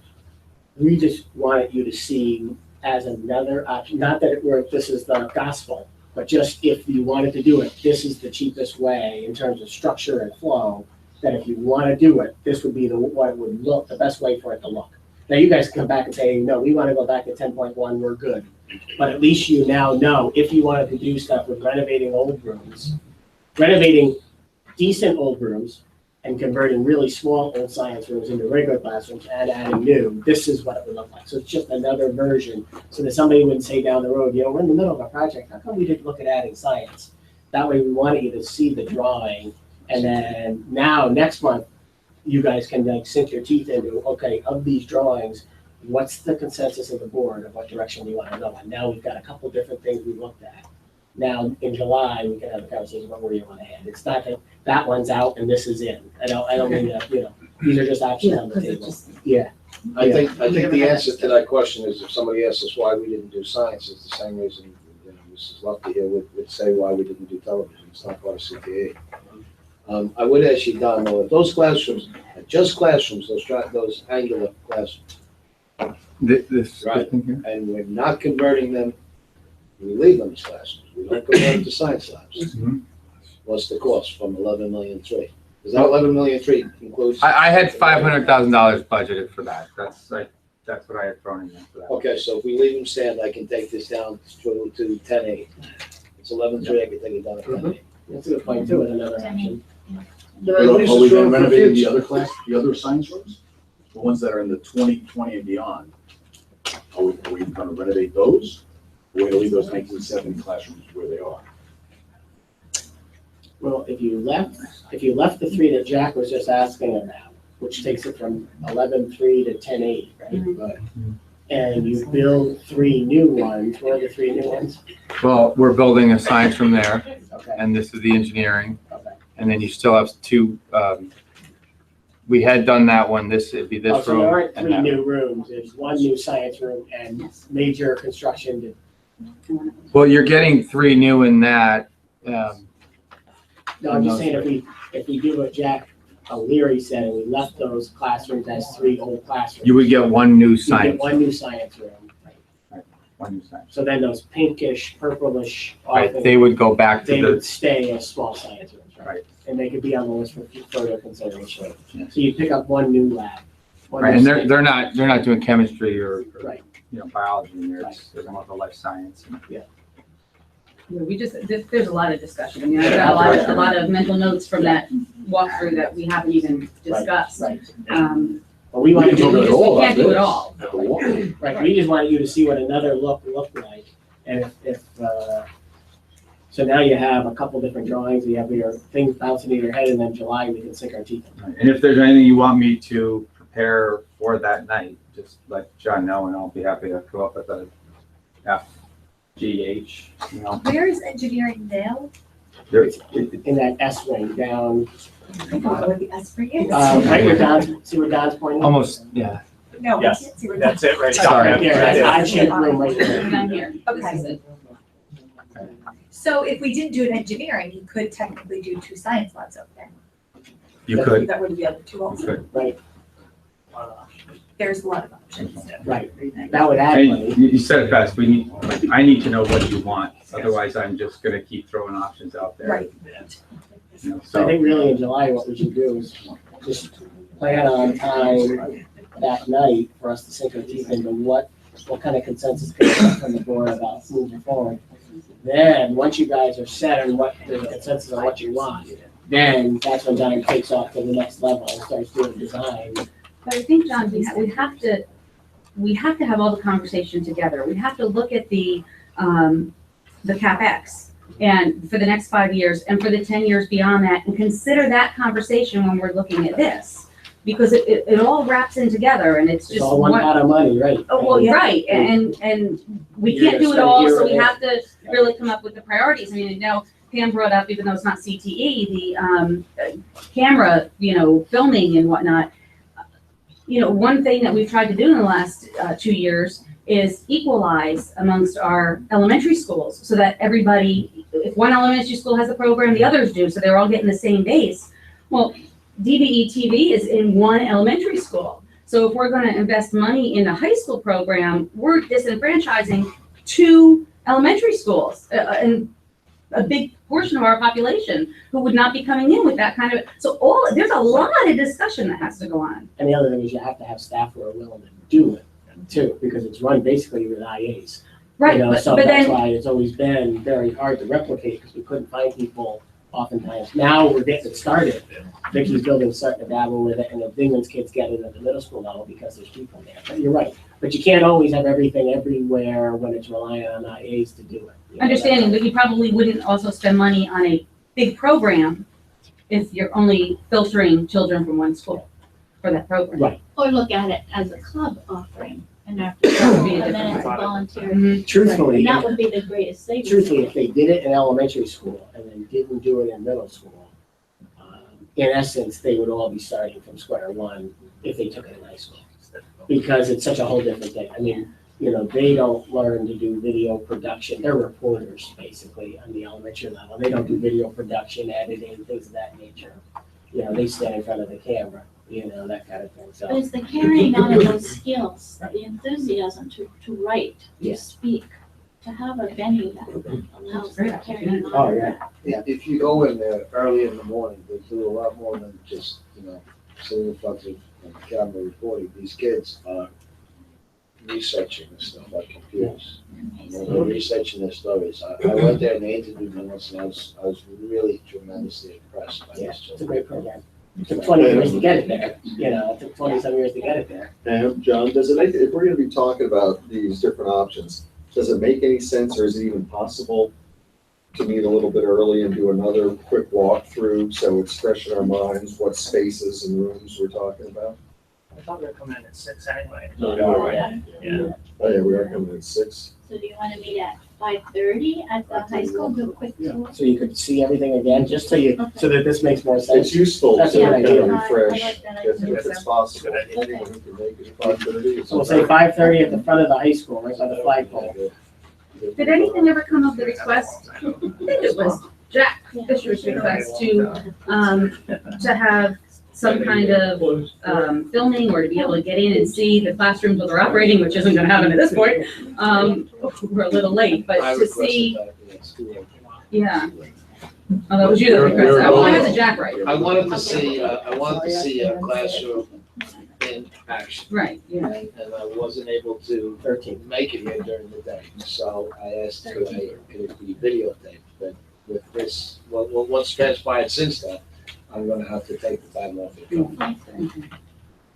Jack, We also stopped videotaping kids, right? Jack and Dr. Bell, Yes. you know, when you're talking about, you know, I thought that one of the mission statements of the school is you're preparing the kids for the future, right? And we're talking about the science labs and how many science labs and so on and so forth. If you look at the wages of industry in the United States for 2017, you know, somebody weekly who's in the information journalism type, you know, trades is making $1,384, give or take, a week, compared to somebody in professional business services making barely, you know, $1,200. And then you go into manufacturing and construction and things like that, which would go into automotive and, you know, those other types of places. Construction is 1,100, give or take. Manufacturing is about 1,000. So if we're truly preparing our youth for the future, you know, you need to kind of look at statistics like that. You know, their livelihood in the future, from a financial standpoint. So, you know, I mean, as a private citizen, I fully support, you know, the CTE and the STEM. You know, I had your grimace when the young lady said she was going into journalism. How many science kids were there tonight? though? That just shows you the need for engineering. Yeah. Because look at what we're generating. And it's that kind of high-powered academic kids that can't give up 3 periods. Yeah, they can't. That's why we have to have elective options that don't require 3 periods, because they don't have 3 to give. They're They're so taking tied AP, up in math and science courses. yeah, they're taking AP Bio, AP Statistics, AP Chem, you know, and they just can't do that when they have a 3-period block during the day. That's why we have not considered engineering and CTE. Right. We need that 4-year sequence and the kids to be able to take the high-powered electives. Yeah, because those high-powered math and science go hand in hand with engineering 1 through 4. And it's been so And you see the result of it here tonight.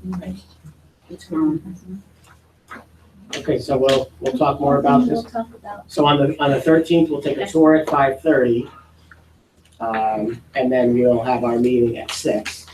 And we'll also have the work session with CapEx, which we can actually, the whole work session can be CapEx, CTE intertwined. You know, we just do the board meeting and be done with it, whatever it needs to be done, and then have the work session to talk about construction in general. do we need Dawn to be there or not? For that discussion? Okay, so for general idea and discussion of the board. Question. Y'all backing up on the one recent proposal, was it leaving 3 labs and building 1 new science room? Would the 3 labs be refurbished, and how would that affect or impact costs? There'd be 1 new science room. Right. There'd be 3 traditional classrooms that would be turned into 2 science rooms. And then there'd be 3 small science rooms that would be turned into classrooms. You know, so it'd be a wash. We'd steal 3 rooms, but then we'd renovate 3 small purple science rooms and make them classrooms, so that's a wash.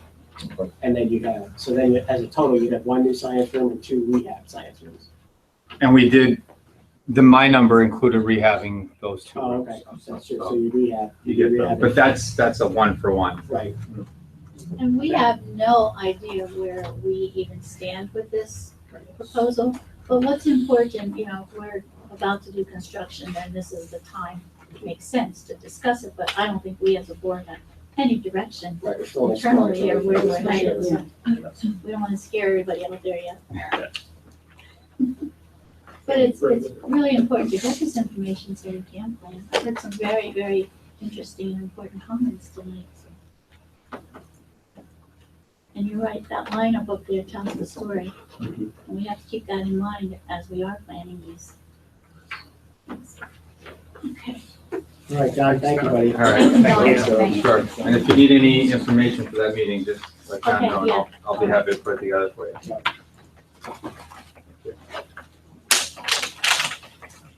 Have a safe trip back. Oh, thank you. Good night. Good night. Oh, good night, guys. Good night. Still. Boy Scout. Boy Scouts doing bad. Oh, so, They just stole you. I thought you had Sure, bonus I thought they were football. together, must be your chances to run for the hills. Okay, so Molly, handed up to our student representative. Sure. I don't have anything to present to you today, but graduation is tomorrow, as you all know. And basically, I just want to thank everyone on the board and as well as the teachers and staff that are here for having me all year long. It's been an honor serving as student council president this year and an honor serving on the board as well, just being here. And I think I speak for Matt as well when he was here. So thank you so much for having me. Molly, is there anything you gained from this experience that? On the school board, you mean? Yes, I actually, at the beginning of the year, I actually had no idea what I wanted to pursue in college. And then I guess with the combination of this as well as serving as student council president has kind of taught me that I want to be in the education field. So I'm an education major right now going into Pace University, so. Nice. Good luck. Thank you so much. Well, you had a very calm demeanor during the prom crisis. Yeah, right. So I guess that's my most momentous time in my, that's what I'm remembered for in my presidency, so. You're known for Kalahari. Yeah, right. That's it, right? Game changer right there. I know your parents fairly well. Yes. It's been a great pleasure to know you. You know, you're one of my old alma mater, so I'm gonna get enjoyed pretty well, and you're gonna take me for a tour. Of course, yes. Show me what's changed in 30 years down there, you know? It's pretty new, yeah. Yeah. The whole school is pretty modern now, so. But you will be getting a call from me next year when you're settled in and everything. Take me, show me, give me a tour. That's probably safe. After you get good grades, then you bring Jack back. Yeah, right. You don't want to do it too early. Just don't tell anybody you know, Jack. Tell everybody. Of course. Thank you, Molly. Thank you. See you tomorrow night. Good night. Thank you. Okay, so, do we need a break? 'Cause I Yes, we know- do. I was just Okay, gonna ask you. all right, we'll take a little break before we. Terrific, thanks. Yep.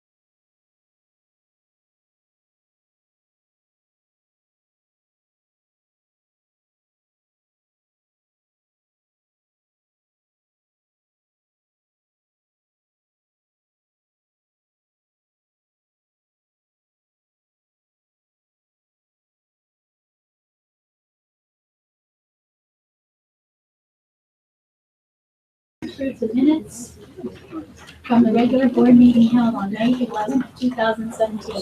So moved. Jessica Second. and Corey, any discussion? All those in favor say aye. Aye. Any opposed? Hearing no objections, the motion carries. Moving on to reports, are there any comments on the administrative or attendance reports? On the administrative reports, I, in the interest of time, I was just talking to Mr. Mitchell in the back room, and I said, every month I go through this, and especially me, I could spend hours talking about the great things that happen in our schools, you know? And I wanted to mention that young man with the spelling bee that Mr. Iapola mentioned here, because I figured if he mentioned it here on this report, it would be important enough for me to mention in the public, and I was really delighted to see that young man was running today. The only thing I can say is throughout the district, I've seen this, and it's what Mr. Mitchell writes here. Responsibility is a lesson that every school hopes to teach our students. Communication, teamwork, and problem solving are some of the top 3 job skills in demand in today's economy. And what I see going on in our schools is teaching responsibility, civic responsibility, different programs to get through. And I'm tremendously impressed, as well as, Dr. Vives and Dr. Schaefer, your reports always stand out with the Gold Math programs and the reading programs and the things that you do. And Mr. Holian, we don't discuss security measures here, and you understand why. Yes, I do. But there are trainings that are in here that we're privy to in 2 separate areas that would address some of the questions you asked tonight. So I can just assure you, you really have to just take my word for it, that those things are taken very seriously here at the district. It's what I did for a living, so that's why I asked. I apologize if I overstepped. No, Kevin, we want you to ask questions. The reason I ask people to come here, yourself to come here, invited you to come here, is to hold me accountable. And all I can say to you is, yes, these things are addressed, and 2 of those issues regarding security, those trainings, again, this month. It's a continuous thing. We take it very seriously. Thank you, Jim. Thank you, Pam and Dr. Bell. You're welcome. Jim, I'm sorry, Corey. So Jim, we got a Perkins grant in on time? Yes, we did. We got it in there early. I submitted it on Monday. All right, I saw today was the deadline. I like to try to get it in early. Yeah. Get it read first. Great. So, I'll breathe a little sigh now. yeah. Not yet. No, After tomorrow. after tomorrow. Any comments on the financial reports? Okay, if none, we'll move on to the superintendent's report. I'll keep it brief, I promise. If you're gonna be here for graduation tomorrow night, we ask you to be here at the DO at 6 o'clock. And there'll be no weekend review. I got a couple things going on tomorrow, so we'll do a weekend review, what we're doing next week. And Jack and Jess, right, are no good for Friday night, right? Correct. Are you not sure? I don't know. So we'll say the chair case? Yes. Okay. Sorry. Yeah. You got it. John, will we have parking out front again? No, should we come in or just automatically go to Walmart? No, you can come right in here. Right, Chris, right in this Yeah. house? Yeah, you're gonna park right here, this front. We'll be right row. like last, Yeah, okay, that's right. thank you. Yep. Are we definite for tomorrow? Is there any chance? How do we? Mother Nature always has a chance, but things look good. Okay. Things look good. The morning looks worse than the night, although it changes every time I look. But so And far, if it gets a little freaky, what do you do? Post messages? and we do the all-call, we'll do like we do for snow days and stuff like that. A couple years ago, we had to cancel at 3:30. We had a really wicked storm come through, and lo and behold, by 7, it was beautiful. But the storm came through it blew the carpet that we set the chairs on into the Walmart parking lot. And the chairs were against the fence, and that was like about 2-3 years ago. And but even if we get here and we have a little bit of a storm, we're ready to get the blowers out. We use leaf blowers to blow off the bleachers and then follow behind with all the towels. Marvin, how many towels you got? A couple hundred towels ready to go? Yeah. They've got their blowers gassed up and they've got their towels ready if we have to wipe everything off. So. If you need board members to help you dry seats, you let us know. Yeah. It's about an hour. John, I'm not on that call where my kids graduated. We'll let you know. We could certainly let you guys know. Yeah. Super. Right now, it's going for weather.com, how unbelievable that is. Thunderstorms between 7 and 8 p.m. Just change. We're going with Weatherbug. Weatherbug has zero chance of rain tomorrow. I tell the kids, no sense having two people worry about it. I'll worry about it. You guys just sit tight and pray for us that it'll all work out. Anything else? Nope, that's it. All right. May I have a motion to accept the treasurer's report? Second. Jack and John, any discussion? All those in favor say aye. Aye. Any opposed? Hearing no objection, the motion carries. So now I am going back. Oh, no, not yet. And may I have a motion to accept the bills for payment, which include the general fund, cafeteria fund, and the capital reserve fund? So moved. Second. Jack and Dawn was, okay. Any discussion? All those in favor say aye. Aye. Any opposed? Hearing no objections, the motion carries. May I have a motion to approve additional volunteers? Motion. John? Second. Jessica? Any discussion? All those in favor say aye. Aye. Any opposed? Hearing no objections, the motion carries. We're now going to move to personnel items. May I have a motion to approve the personnel items including resignations? Oh, wait a minute. What did I miss? We have to Nine B. B and C. Oh, all of those Yeah, first. sorry. Yes, that's okay. Okay. May I have a motion to approve the selection of depositories that are listed 1 through 9? So moved. Jack Second. and John. Any discussion? All those in favor say aye. Aye. Any opposed? Hearing no objections, the motion carries. May I now have a motion to approve the submission of grant applications 1 through 10? So moved. Jack? Second. And John. Any discussion? Thank you, everyone. All those in favor say aye. Aye. Any opposed? Hearing no objections, the motion carries. May I now have a motion to approve the district insurance coverage from July 1st, 2017 through June 30th, 2018. So moved. Second. Jack and Chuck. Any discussion? All those in favor say aye. Aye. Any opposed? Hearing no objections, the motion carries. We're going to move on now to the adoption. Okay, all right. May I have a motion to approve the final adoption of the 2017-2018 Delaware Valley School District General Fund Budget, reflecting a tax increase of 2.05% at a millage rate of 110.41 mils, with a balanced budget of revenues and expenditures of $81,066,776, and approval of the resolutions for the annual tax levy, homestead and farmstead exclusion, and transfer tax. Motion. Okay, John? May I have a second? Second. Okay, Brian? Any discussion?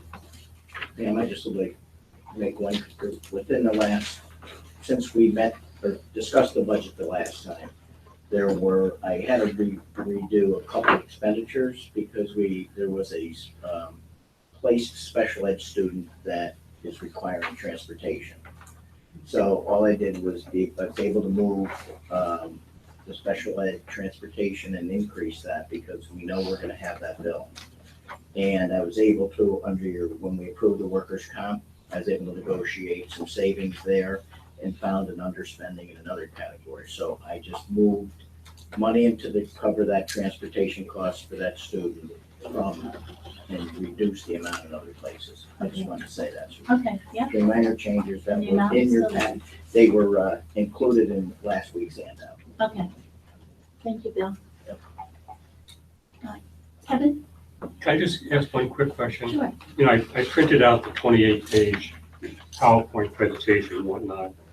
And, you know, I was looking at page 24 that talks about the cost per pupil for DV at 16,215 and you rank 13 and whatnot in the intermediate unit 20 school district. And as a private citizen, I was, you know, when I was reading the whole 28 pages, I was getting the impression that was a good thing. And then, like, you know, at the same time, I'm looking at the national average of 11,841. How could I communicate that to myself and others with respect to how we're doing as a school district? If the national average is 11,841, and we're in at 16,215, is that a good thing? I mean, or is it really a valid statistic, a valid metric? It's hard to measure when you look at national, because the cost of living and also salaries in the Northeast are so much higher than they might be in the Southeast. So it's really hard when you look.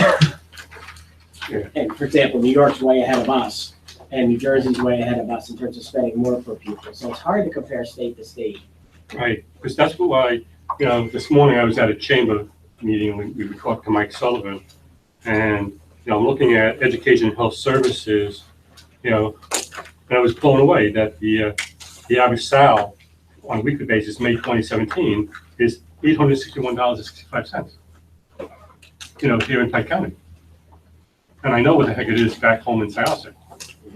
So, it's an eye opener. I'm just wondering how many of you are people like me versus people like you guys, know that. The other thing too is it apples to apples? And it's hard to tell on a national, like what are they including in that number versus, but I know with our IU number, I know we're all including the same thing. On a national level, who knows what costs are in there or not? And John, you always tell me how much of the construction costs. Like we have debt service that, for example, that has to pay for the construction. In New York, they pay for it all, don't they? Yeah, they pay for it all. Yeah, so I Very mean, large portion. so again, I don't know how, that's difficult. It's hard, it really is. Yeah, but it also, goes to, you get like 2% of your revenue is coming fed, and like another 32 or 38 is coming from state. And I know like in other states, that set of ratios and whatnot are way, way different. Yeah, we're the lowest of all the mid-Atlantic states, New York, New Jersey, PA, Maryland, West Virginia, Delaware. That 38% is the average that Pennsylvania pays covers their school district budgets.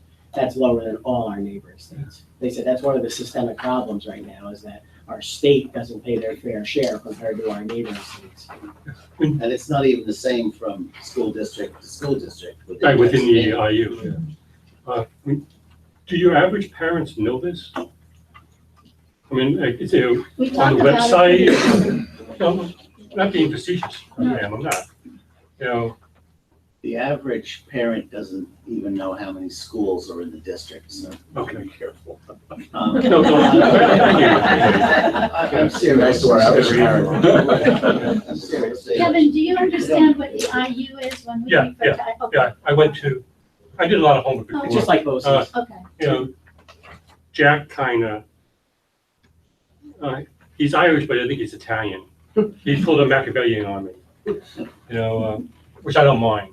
But I did a lot of homework before coming here, and a lot of my eyes have been opened. But it's one thing opening my eyes. I'm talking about people that I feel responsible for, like on Facebook, social media, and other things. And I just need to hopefully teach them, at least make them a little bit more cognizant, because I was totally ignorant. When it comes to what I just talked about. My simplistic answer to me, comparing us to national norms, it's comparing apples and oranges. But when you talk about the IU and the 13 school districts, we're talking about apples and apples or oranges and oranges. Thank you, Pam. Thank you, Bill and Dr. Bill. Sure. Kevin, I'd just like to add, I had a business and I know I have a business background. My most important asset in my business was the people that I employed. Every cent that I made was because of them. Every smooth transaction, my reputation, my name was on that. It was because of the people that I employed. You're gonna see me vote against this budget. The reason that is that we hire premium teachers here at Delaware Valley. And, I asked John Obolewski here when we had the discussion about the public library. I said, when you used to donate money to the public library, what did you get? He gave me one of the best answers I've heard of any question in the last 10 years. He said, we've got a better community. So when I invest my vote and I say yes, to a teacher that comes in here with a premium background and a premium salary. The result of that are those children that you saw up here tonight. And I never will question that expenditure. The bottom line is, this is not Beverly Hills 90210 though, Kevin, you know? We don't have the financial background in Pike County, in this district. We have special needs requirements, and we have to legally meet those. We have educational requirements that we legally have to meet. We're an educational facility first and foremost before we're anything else. And we have to meet those guidelines. And I will not mind putting extra money in to get the premium, because as John says, we get a better school or a better community. And that would benefit the whole community and our country as a whole. These are our future. But we can't sustain that premium hiring, the special education, the advancements that we're doing with CTE, because there are people like myself that make a fine dollar by working with their hands. We can't do that and simultaneously carry what we're carrying on other areas, you know? I mean, I can give you a list of what we spend on different salaries for different programs that we run and stuff, you know? We can't continue on this road. We can't continue to upgrade our facilities. We can't do it all, Kevin. And I don't see that there's a balance in our approach. So I'd be voting no for this, you know? There's gonna be people who, like last time, voted yes. Their feeling is different. We're all different individuals here.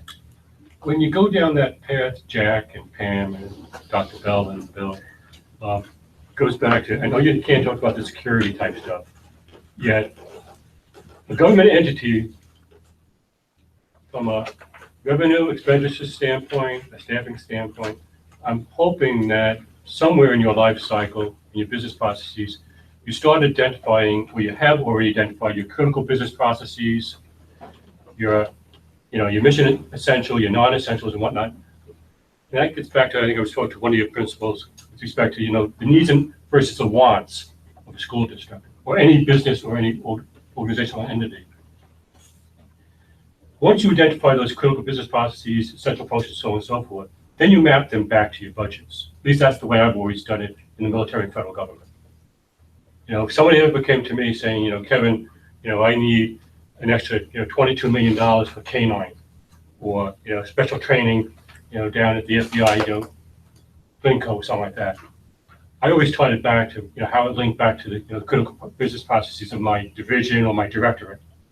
I'm hoping, or pretty sure that you guys do the same thing. And that's what our strategic plan is all about. Right, I remember your PowerPoint presentation. Yeah. So that, the idea is that lays out where we want to move as an academic institution, and then that will drive our budget decisions about what we put in or not put in, and which year we put money in. Like we talked about the TV production, that's on tap for the final year, which is 1920. So that drives it from the front end, from the vision of where we want to go. And then there's a document we call the annual report, which is really, if you love data, then you should go on the web and look at the annual report, because you will learn a lot about the district. And that's the accountability piece of what are we doing with people's money. It's pretty deep in school wires. Yeah. I mean, you got to dig it.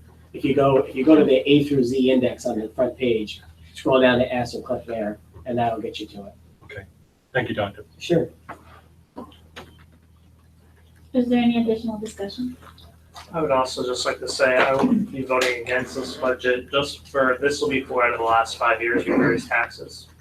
Here, this will be over 9%, and we're looking in the last 4 years, or 5 years, sorry.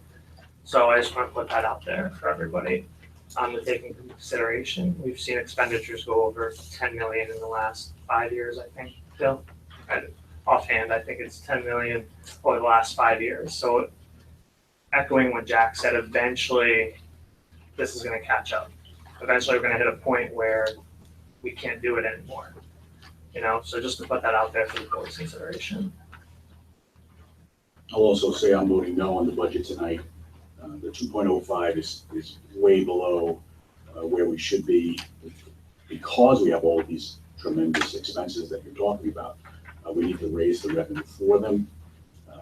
As you know, what we did last month was we lowered the budgetary reserve to its lowest level in the 20 years that I've been coming. And we've also plugged the delinquent taxes, $237,000 above the recommendation of our business manager. So those two combined would add another 1 point, just about 1 more percentage point, which I would then be in favor of. But do you keep raising revenue or do you drop expenditures at some I'm point? willing to talk Right. dropping expenditures when people present them to me. Right. Now, Jessica presented one, and I agreed with it. Jack, that's not fair though, because you sat here and you said that you had, I believe it was about $10,000 I did, items that could be dropped, and I'm waiting to hear the other side now. and then you didn't bring them out. No, but what happened was, Mr. Robleski recommended that instead of cutting the appropriations, that we increase the percentage of revenue coming in. And I said, well, we can't do both. Agreed. So if we, now we get the chance to drop the revenue idea and just talk about what you all want to cut. And I'd be willing to state what mine are, once I hear what you all want, and then we can compromise. But if there's no compromise other than 0, then I think I'm gonna say it like no compromise 2.99. But I want to compromise. So being the person who probably has the most experience with the budget here at VV on the board, you're not willing to bring forward, because a lot of these numbers, and you know, I've got all my tabs and I emailed you with questions, brought them out, but you're not willing to bring forward the items that you said you had at $10,000 a pop, about 20 of them. You won't bring that forward unless somebody else finds it first? No, I didn't say that. I'm willing to listen to what you all want to do. And it all gets down to the tax increase or none. And if you all want to be at 0, that's fine with me. We'll just cut $900,000 out of the existing budget. And I'll listen to what you want to cut. But if you're at 2%, then I think we have a fine budget. So I think at this point, I've recommended the index. We took a vote on the index. It was no. We took a vote on 299. I voted yes, it was no. I'm willing to now hear what you all want to do. And it's the 11th hour. Well, I made it's in the minutes. I made a presentation at the last meeting before the 2.05 was voted on. And that was, I believe it was a 1.85. I'd have to go back to the minutes for the exact amount. And it was including the extra teacher. It was putting off the additional administrator until next year to have the year to talk about it and go over it. Because again, it's one of these things that just kind of popped up and the board didn't have a lot of time to discuss it. What is it? Why do we need it? That sort of thing. I threw that out there and it was a resounding no from those who voted. Well, not from everyone, but from those who voted for the 2.05. So there was a proposal. So just in all fairness, there was a proposal put out there for something that was But we never less voted than on 1.85.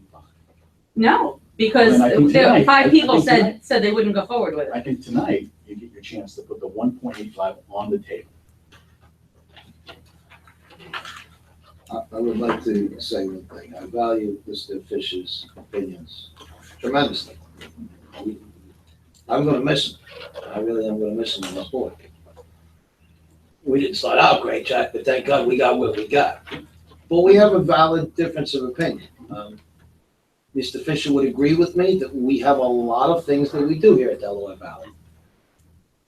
I say we can't afford them.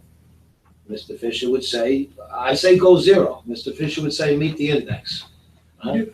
And like you said at the last meeting, you were advised to always meet the index, to raise taxes to the index, to do what we do.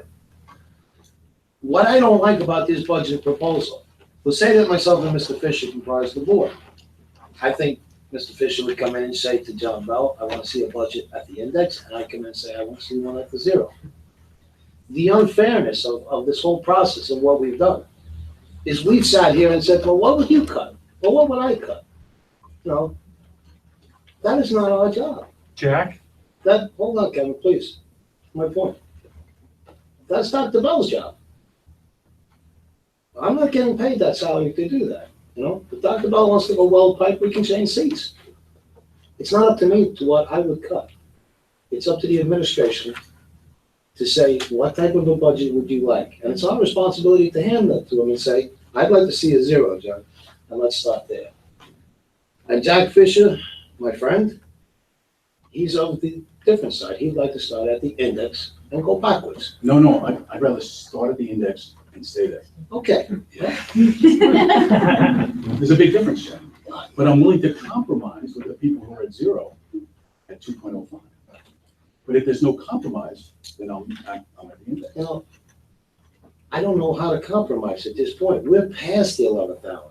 The time for compromise was last month. I know. That's why we put the 2.05 out. And I was very quiet because I was told basically beforehand what the vote was. Actually, we started at 2.13. Yeah, we had three different amounts. How And do we we know what went it down was? to 2.05, Right. trying to get a 6th or 7th or 8th or 9th vote. Everything always goes with this board, how it is here. We're either in total agreement or it's 5-4. We used to have boards that were 3-3 and 3, Jack. But I mean, Many years. It was hard. It's no thing that we're hiding for. It's either 5-4 or 4-5. It is. It either is or it isn't. We kind of knew. We're not, we've all been around each other for quite a while. We know it's 5-4 against us. Nothing you can do. So you sit there. Sometimes you'll win, like with the library, and sometimes you'll lose. I asked for the money for the public library. And we have to resign ourselves to that fact. But the time for compromise was last month. And I gotta say quite honestly, with the transactions I've seen, I called our attorney, Mrs. Zimmerman, tonight. And I said, I'll be putting in a Freedom of Information Act. I'll be personally putting in tonight a Freedom of Information Act. Because I wanna know what's going on this board with the emails that are going around. Because I've received several of them, some by accident. People actually send me an attachment and they send me the wrong email. They send me the one I wasn't supposed to get. Isn't that amazing? It's like really bad thieves when you get that. And you find out, wow, this person is telling me one thing. And here's an email saying something different. So I'll be filling out a Freedom of Information Act. And the thing that Mrs. Zimmerman doesn't know is what emails I have and what emails I don't have. So I need to get them all. Otherwise, you'll be reading about them in every paper in the state. So Jack, are you referring to So the I do email that not I sent believe- you before we create I do not believe, something I'm untruthful up there? in the middle of talking. I never said anything about anybody's emails, did I? Did I mention one name? No. Corey, did you hear me say that? That's Dawn, why I'm asking, Jessica? could you identify who you're So- referring to? So Jack, with this type of a scenario that's going on, and last year, 0-1, and those people that wanted a little bit more. And Brian was very angry. Brian walked in here and said, I got a feeling like I missed a meeting. Well, that was Brian last year, Brian lost. And this year I lose. And I feel no better about it than Brian did. Because he felt the same way. He missed the meeting. Like, what's going on behind my back? So you might as well all know.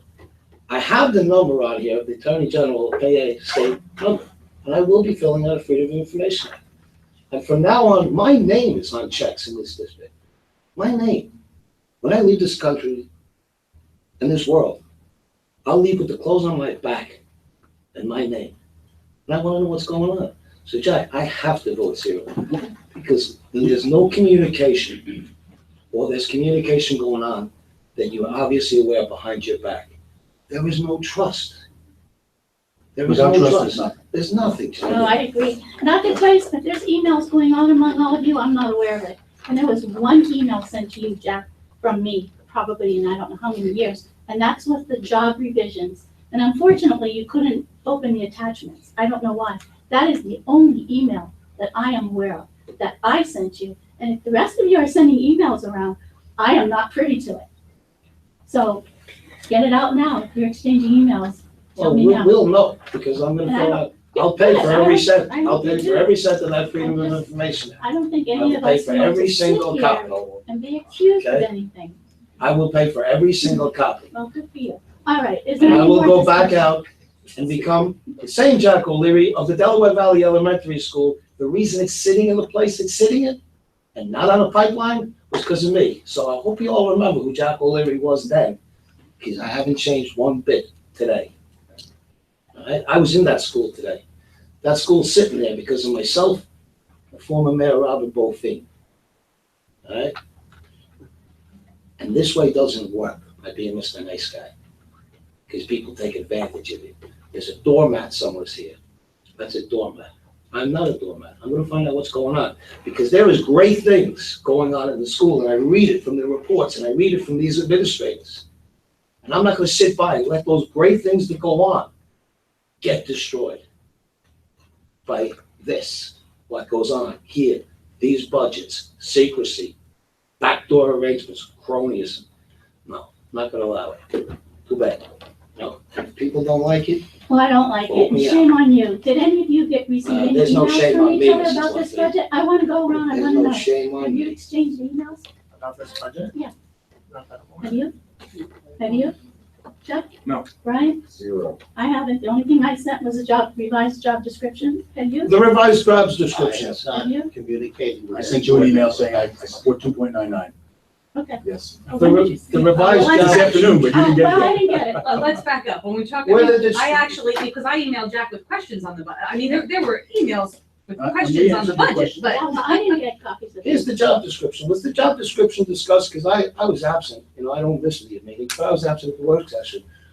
Was the job description discussed at the work session meeting, or was it discussed in a private? Because when I sat there, I was under the impression in executive session, you said you had conversations with Dr. Bell. And I said, Dr. Bell, this is great that you're having conversations with the school board director, but I found out about this at 6:10 this evening while I'm soaking wet getting out of the shower. Well, I think So Dawn if- sent it. so if- Jesse sent it to you. If the discussion of the job description was done between yourself and Dr. Bell in private, isn't that the same as a We violation? discussed, the need for a job description. at the Those work things should session. be discussed in open session of a work session. You're right, and it was on the work session and not one person opened their mouth. Well, there we go. Not I'm one not person. lying here. This is supposed to be done in public. And we It was wonder on- why Mr. Holian and other people of the community question us. We wonder why they question us when it's done privately through texts and emails and everything, and not in open work session.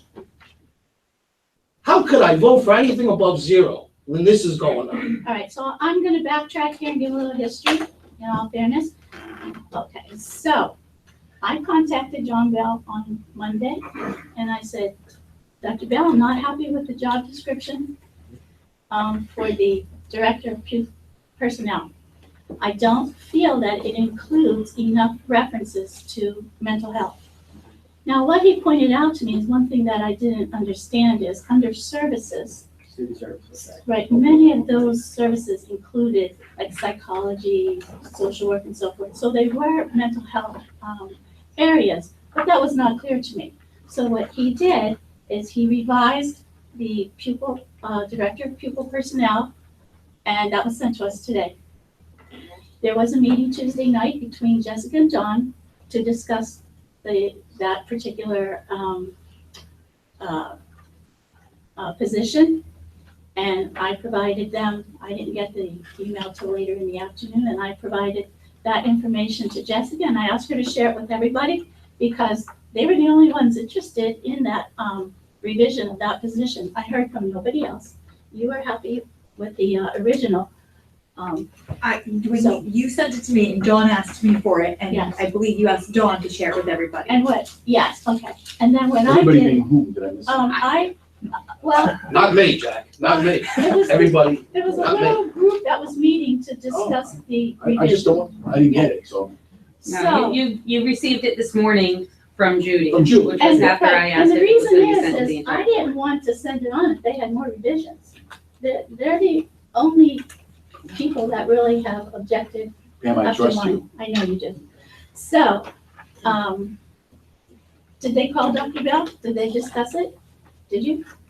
Nothing. I did. I let him know what I was not happy with. You met, but I don't know if you contacted him. So he was told to send out the revised position. Just for a point of clarity, I think what Jack's referring to. And I sent it to him Tuesday night. Because it's what floored me at the last meeting too. When Jack said that whole shower thing, when we were in executive session, that was because we went from one meeting of a proposed assistant special needs director, and then the next meeting, that had completely changed, and there was no communication with the board as to that changing, why it was changing, what it was changing to. That's where the again, spring it on us. came from. You know, because we came to a meeting and we were asked to consider something different than what we were asked to consider 2 weeks prior. That's where, I don't know what to call it. It was really the title, not the task that changed. Well, don't say that, because that's not how it was talked about in the meeting. It In was terms of certainly the talked about supervisor. it was certainly talked about the tasks of those That was 2 more with the- positions more with the- changing from, it wasn't just a title. But the supervisor one, which used to be, sometimes we called the assistant director, sometimes we called the supervisor, that one hasn't changed much. More responsibility is there now in the new position, and there's a lot more new stuff on the director's job description. So something, And the job description is not something that gets approved by the board, but it was trying to provide clarity so you know what you're voting on. and something that I want to point out is we've had those job descriptions for how long? Well, we've sent a few versions out now, you know, And because they were in the weekend I review did, quite a few weeks I ago. did respond that I wasn't happy with the positions. And I listened to some of you say that you weren't happy. So I sent my complaint to John, and he improved things. I asked you how many times, is there anything about this position you want to change, or you want to discuss? Just a point of clarification, I think a number of us voted against the positions in general, so Yeah. I don't feel that we need to, I feel like I don't need to revise a job description that I don't support in general. So I mean, that's where I'm coming from. I think that within this budget, I mean, special needs is, we need as much equipment, it has to be very purposeful. We can't, I feel like we're throwing money at something and hoping it sticks to the wall and hoping, but there's no direct tie.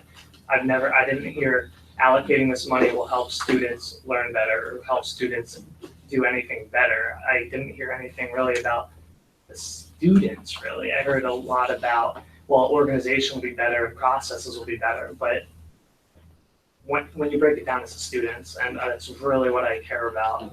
And if there was something, well, this teacher will do this, we'll break these apart, and they'll be able to have more individualized, like anything like that, I'd be very supportive of. But just, I don't know, that's why, though, that I didn't revise the job descriptions, because I don't support the job in general. So just clarification. Corey? Yes. You know, you're talking about students, and I'm glad that you brought the conversation back to the core. Population estimates, July 1st, 2016 on through July 1st, 2016. In the United States, 4.7 change, birth increase, you know, more babies being born. Right? Pike County, minus 3.1. I'm fully aware of that, Yeah. Ergo, talking about, what, 64 kids in cyber academy. You're talking about, from a ratio standpoint, you know, how many future special needs kids, athletic programs, so on and so forth, building up, you know, science buildings. If this organization is based on students, that's why we're here. If we have a downward spiral, somewhat, of our enrollment, can we keep our budget kind of a nexus there? I totally agree, and that's why I have a problem with $11 million over the last 5 years, or whatever years that is, sorry. Well, why going from a 250,000 budget reserve, that was a great idea a couple of years ago, and you find out that you don't need it, and then this year it's going down to 125K. Why not just lower it and don't even use it? Well, I brought that up, and the reason for that is we use the 250 every year for things. Then why is it 125K? Well, Corey made a recommendation to cut it in half, and we agreed to that. Okay. Because it wasn't, was part of the compromise. I believe it was never used as an actual, but one time that I remember, we referenced that we actually needed that money as it was purposed for. But at the end of the year, we have overages in other areas. Right. We utilize that to offset them. We're gonna approve the budgetary transfers tonight. Right, $627,000 over last year, we were over last year's budget. And that's another issue, I mean, $627,000. That we've approved every week, every month. Yeah. We agree to pay the bills. So that's all our responsibility. Absolutely. And at the end of the year, we utilize that 250,000. Right. But Yet if you're communicating to the public that you're performing due diligence of that taxpayer money plus back to the Fed and to the state from revenue path collection, and you build in this cushion of whatever it is, 0.15%, what are you communicating to your Fed and your state, as well as your taxpayer, that, hey, we're not holding our administrators accountable for due diligence? We hold our administrators accountable, and tonight, Don. Well, you just gave them a bump. Don made a presentation tonight, and in his presentation, there's a 5% contingency. 5% of his $11 million is a contingency. We only have 1/2 of 1% on an $80 million budget. Now, you've prepared budgets in the past. Yes, I have. Certainly, you must have contingencies built into them. I mean, I've been doing this budget for 16 years. We've always had a contingency back. And I'm not comfortable that we brought it down from 350 to 250 to 125, and now the recommendation is to blow it out. So I'm very concerned that we're starting to get to things that we don't want to do, especially with the great programs we have. For instance, we have over $600,000 in salaries for clubs. $600,000 in salaries for the clubs. And that'll be the first thing to get chopped off if we don't continue to raise revenue. Because Bill will tell you, and the board is sick of me saying it, our pension obligation is going up by the millions every year. 6.5 million of the 11 that's referenced. He's retired. Is retired. Just for the record. And debt services. And well, the debt service has been pretty flat for a long time. It's the health insurance is up $500,000, $10,000 a week, and the pensions are up by the millions. And if we don't continue to get revenue to keep paying for that, we're going to be in a crisis where we're cutting the things that Jack loves and I love. Sure. And I don't want to do that. Well, we have no idea, Jack, we're gonna cut those things. No idea. If we reduce tonight's budget from 81 million to 80 million and get rid of the tax increase, I just want to know what we're going to cut. Well, the thing that I always tell our workers in the union, as an organizer, you don't ruin a good thing. Right. Right? None of our employees at this district are in a coal mine. It's a nice place. It's not an easy job, but it's a pretty nice place to work. I wouldn't mind working here. You know? You said nobody's quitting. Remember that? No, I did say that. I don't think anybody's really quitting here. I wouldn't think anybody would be smart to quit here. I really wouldn't. Because I've been in other districts, and I spent time in them. And there's people in other districts who would give their back teeth to come to this place and to be around our facilities. Well, we have. There's a motion on the floor, right? Can you call the question? As soon as I'm done with this, look, Yeah, you were in between sentences. I thought you were done. no, you can call it right after this, Brian. I'll be quick. We have, for instance, we have a fine football team. We have a coach that we pay, and we have 11 coaches with that. Perhaps they would take a couple $100 less. That's one way to say it. You know, perhaps they'd be willing. I'm not saying we gotta get rid of them. I'm not saying we gotta go down to 10 assistant coaches. Perhaps they'd be willing to do something. Perhaps the lighting and stage manager would be able to willing to do it for $20 less. Or the man that Mr. Kraptovich that runs these beautiful concerts that I go to every year. You know, perhaps he would be willing to say, you know what, I love this music. Maybe I'll do it for 50. I'm not saying we have to get rid of these programs, but again, this is not our job. The taxpayers of the Delaware Valley School District pay Dr. John Bell to solve these problems. We are responsible to give him a number. Right. And that's what we didn't do. No, I did. Okay. I gave him 3 numbers, and you gave him a number also, 0. I know. Some of us are And giving we'll numbers. work from there. Some of us are giving numbers, and some of us are not. So, So, Brian, you asked to call the question. Do you mind if I say something? Yeah, I'll take that. Okay. Sure. So the one thing that, Can we try his motion? okay, thank Throw you. us a motion. Can you get a second? The one thing that I've been waiting for, and I've made every effort to provide as much information to everyone, probably more so than any board president I've ever seen done in like 20 years on the board. But I'm not getting any answers. And Jack, I think, is pointing that out to us also. If you want to go 0, where do you want to, what do you want to cut? Where do you want to save? We need to hear that. So that's the first thing I want to say. The second thing I want to say is why I am supporting the 2.05. Dr. Bell came to us over a month ago and said to us, I would like to hire an assistant for Dr. Farrell. And granted, some of you were upset because Dr. Farrell didn't ask for it. And the reason she didn't ask for it is because she does a dynamite job keeping up with everything. And I'm married along with Mary also. Dr. Bell reminded me of something that I said to him and that you all have heard. And I constantly say, one of the very saddest things that happens to a superintendent, even the best superintendent in the entire United States, can go down because of special education. I say it all the time. And you don't like to hear it, and most superintendents don't. I go to conference after conference, and I can't tell you how many times I have heard school districts lament of the hundreds and hundreds and even $1 million having to pay out because of things going wrong in special education. We don't have that problem here.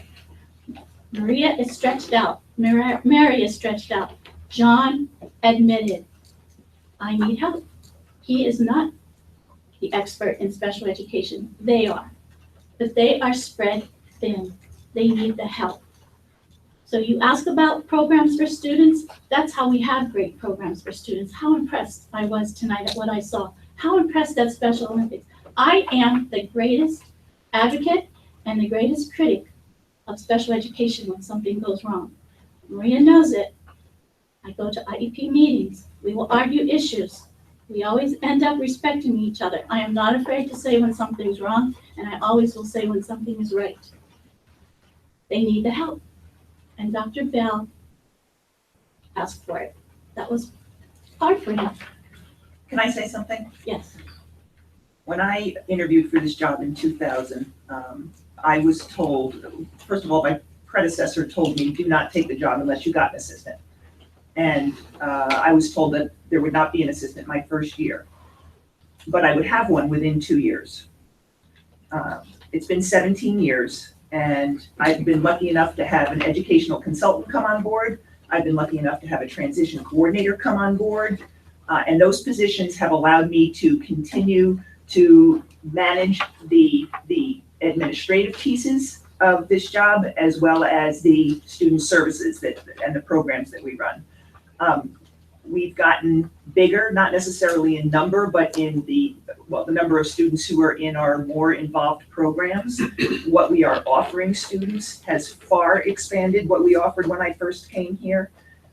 We've increased mental health services for kids with bringing social workers from the IU. I think we've done a lot of really good things in this program, and it's just getting too big to do with one administrator.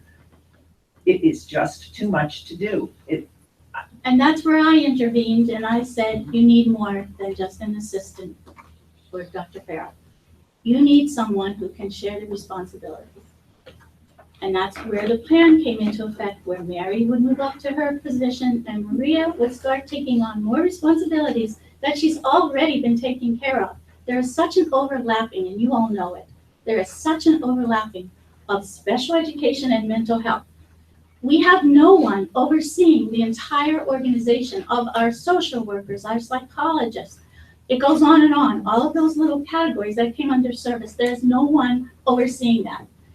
The need has never been so great. And you know it because you work in the field. You know it because you're in the field. I know it. I've known it for some time. And I was there when you were promised the extra help and it never happened. My point is that we do need someone overseeing it. And this is why Maria Farrell is right for that job, which I know some don't agree with. But she has been here for a long time. She has dedicated everything she does to special education. She understands it.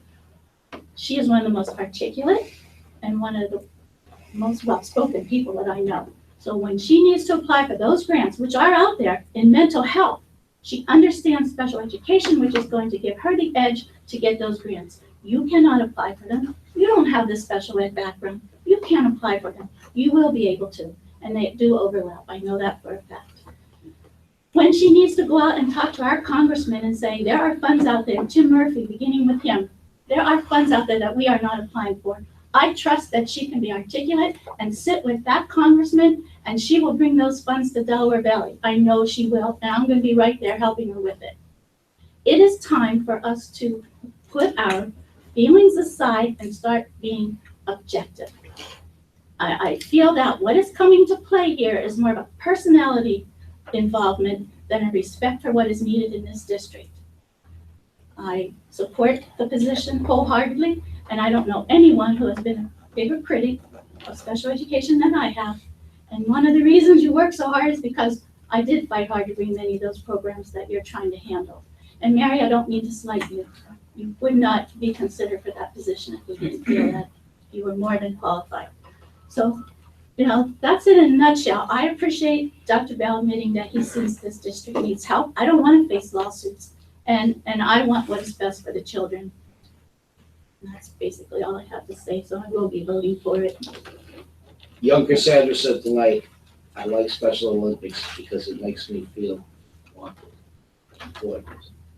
This is a serious topic that I've been involved with the 4 years that I've been on this board.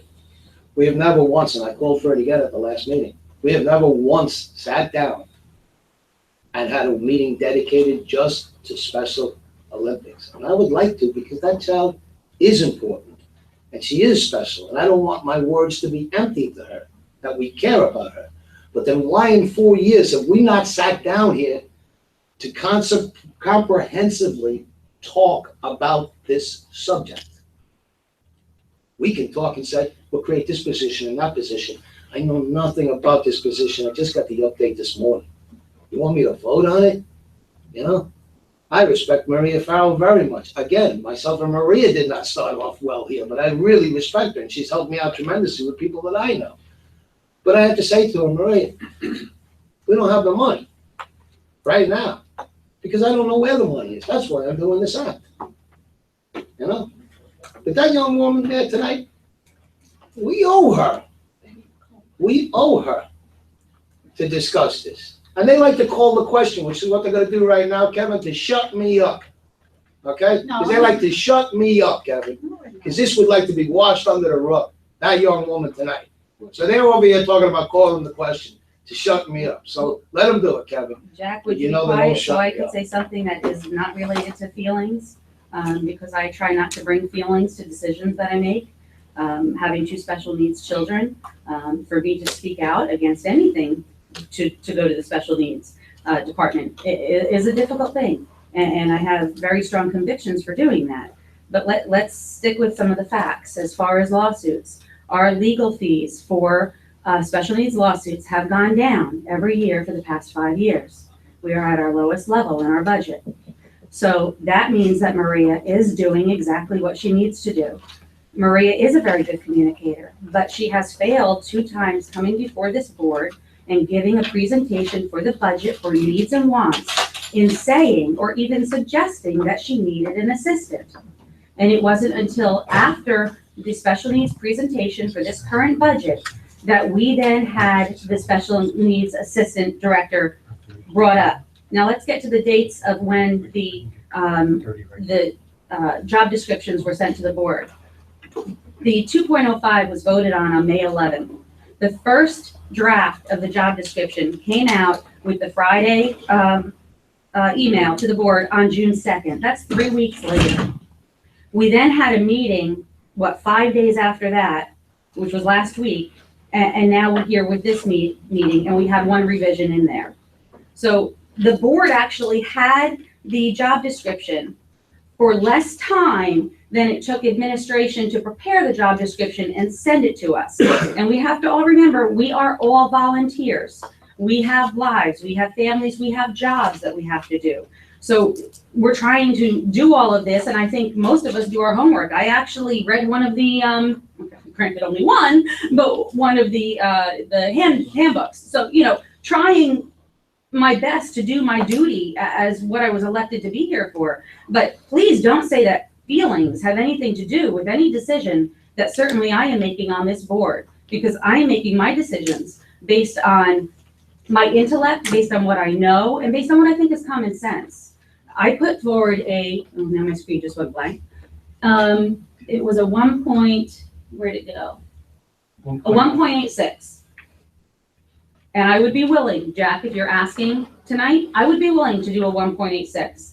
I'm not a bottom line 0. I know what all the expenses are with the contract obligations and everything else. I got to tell you, this is the only budget I've ever worked on where I can't drill down all the items. I can look at it and I can see, you know, what line items we're going up in, what ones we've gone down in. But I don't know if we've gone down 10,000 in a line item, if we really should be going down 110, because I don't see all of that back stuff. I don't think most of us do. So do I feel 100% comfortable that that is a number that we absolutely need? Do I feel 100% comfortable that that is a number that might be too low? No, either way, I don't feel absolutely comfortable. I am not comfortable voting for the 2.05 for all the reasons I've already given. Dawn, you said you drilled down in the budget. I tried my best to do that also. And one of the guys here talked about like adult ed. I'm confused on, for DV, adult ed, you're bringing in 90K, but you're spending 121. Kevin, if I could just for point of order, we do have a motion and a second on so I think this needs to be just conversation amongst the board. Yeah, and that Thank point, you. what Don said just before somebody brings all the question up right now.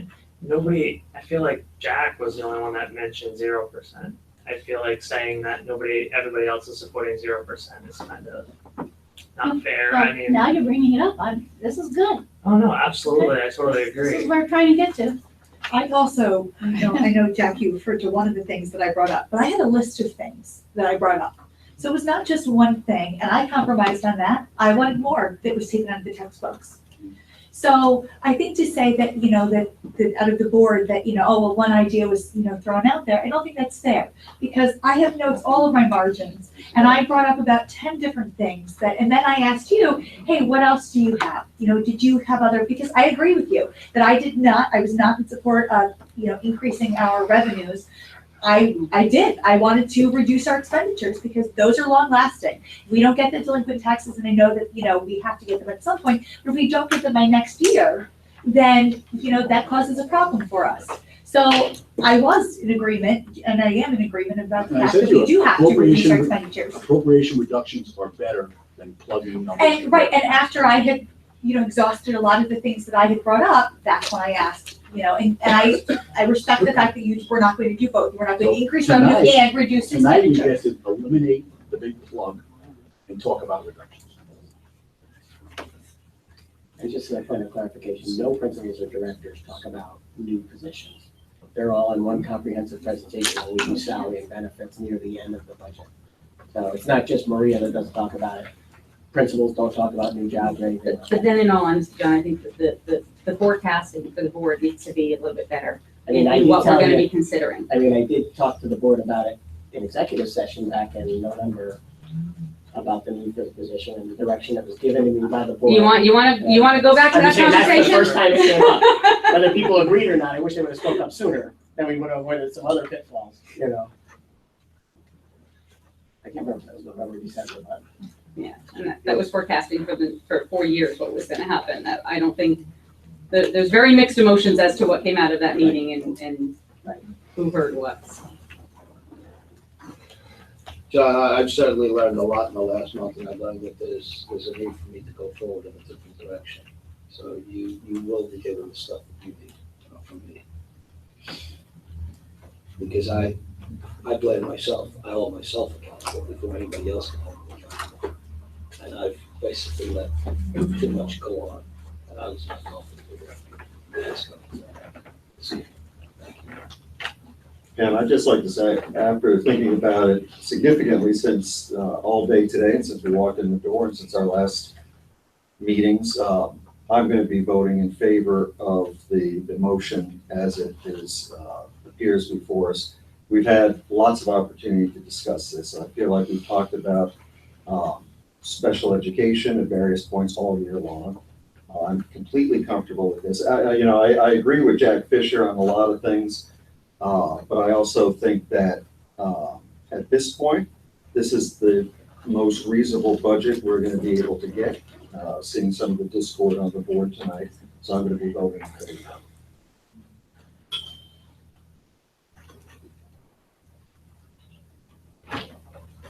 Any other discussion?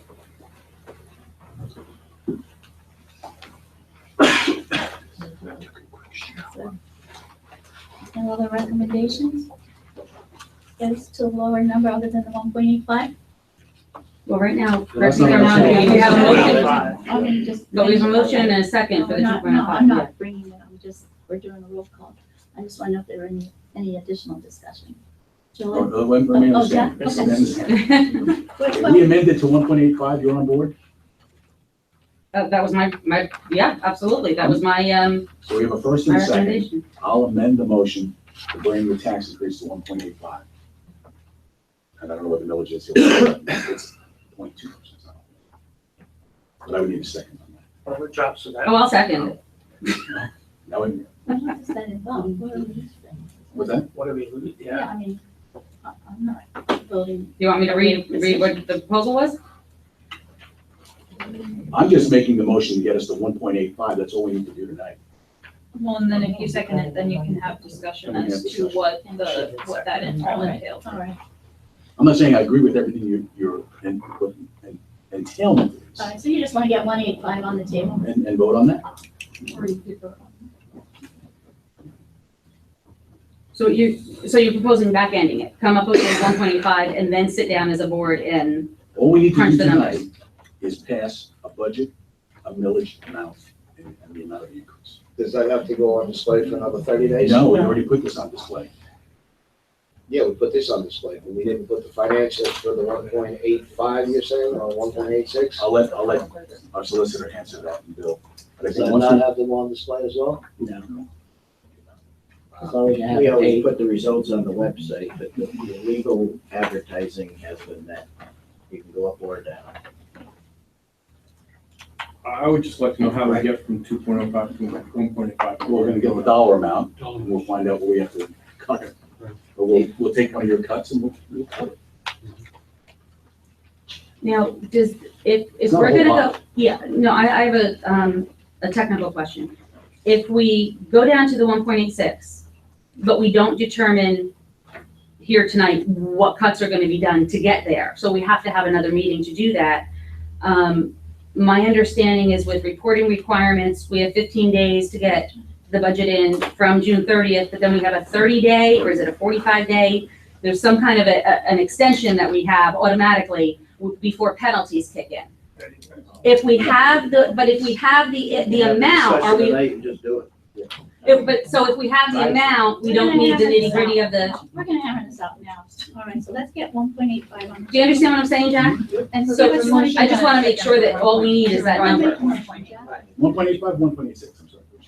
It was 1.86. 1.86. Who wants to And second? the hard part is if we Ron don't, already seconded. Oh, they did. First and we don't know second. where we are for July 1. Oh, okay. We're in a tough spot. because it's Now a we have payroll. to take a vote. Yeah, well, we can on- try and nail it down tonight. Vote to amend now, not to approve. Not to approve, but to amend. All right, this is like a daily thing. All right, so do you- Yeah, we'll find out. So just to clarify, we're voting to. We're voting on the amendment, not on the approval. Okay, You're voting on whether to amend. Whether to amend the motion. okay. All right, no mix it up on you guys. Ready? Chuck Pike, No. Corey Homer. No. John Robleski, Yes. Jessica Decker, Yes. Jack O'Leary, No? Brian Carso, No. Dawn Bouquet, Yes. Jack Fisher, Yes. Pam Lutley. Yes. 5 yes, 4 no, so the motion to amend. So now we have the amended number on the table. 186. 186. So how are we gonna get there? Well, the proposal from May 11th was, let me find it, holding off the additional administrative position for more board discussion and holding that off until next year.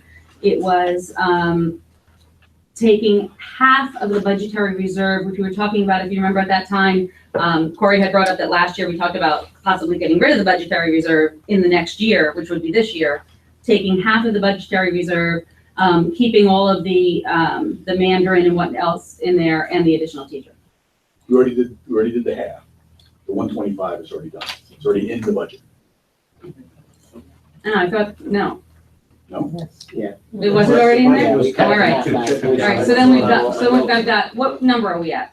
what's our, You need $85,000 to go from 2.05 to 1.86. 85,000, is that what you said? 85,000, roughly 80, yeah, maybe 85,000. Cut Here's a 25 out question of right the off bill the bat. Isn't, where the heck was it? There's a line, We could take the teacher away, and that would take care of the 85,000. it would take care of the 85,000, but then it doesn't do anything for, The teacher was a 0.13 increase. If I remember correctly. The additional teacher in the emotional support room was a 0.13 increase. That's what the total was.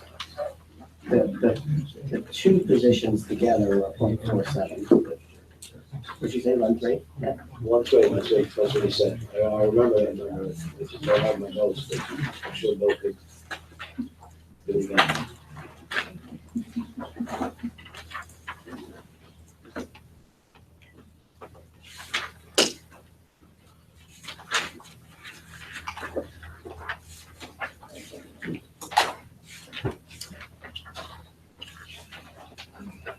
one of the peculiarities in the budget was the way we developed the old method, which was from Bill Griffin 20 years ago on each of the schools, and how we all thought that was kind of a, Chuck, if you remember, we didn't really like the way it was done for the last 20 years. And maybe we just cut supplies by $85,000, let them work out what they're gonna come. It's $1.3 million in supplies. So $1.215 is not gonna make a tremendous impact. We cut OPEBs. Marvin, you need a break, brother. we did cut you 19,000. Well, Marvin, you always get that. If I understand that, Jack, that's like the discretionary spending that the building principals have. Well, it's all supplies, when you add them all together, but that's part of it. And it hasn't been increased in. Well, that's part of it, but the $1.3 million is not all of that. I don't know, Mr. Curtis just walked in here tonight with a robot thanking us from top to end, from one end of the board to the other, for providing him supplies. We just got him. Those are the types of things that they'll be pinching on. There's gonna be some pinching at either 205 or 185 or 0. I'm trying to make the pinch as little as possible. I would rather Chuck to have seen a more rational discussion as to the cuts instead of what we're doing right here at this time. This is haphazard at 28 to 10.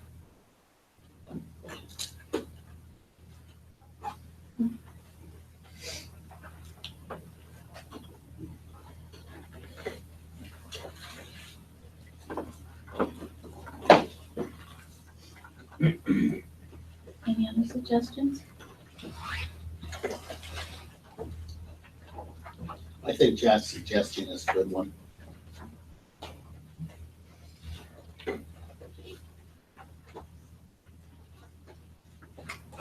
And Corey, I do understand the fact that in 2013, the budget was $71 million, $74 million, $76 million, $78 million, $81 million. And I think whatever happens over the next 4 years, we're going to $90 million. And even if we, unless we start cutting things that we really like. But given the structural framework of pensions and healthcare and salary contractual obligations, I don't see it. But there does come to a conversation where we have to we get to a point where we have to leverage wants versus needs too in this district. So that's just a conversation we'll have to have. And Chuck, I have to disagree with you, I hate to do that, because last year we did a 0, okay, so there's nothing there.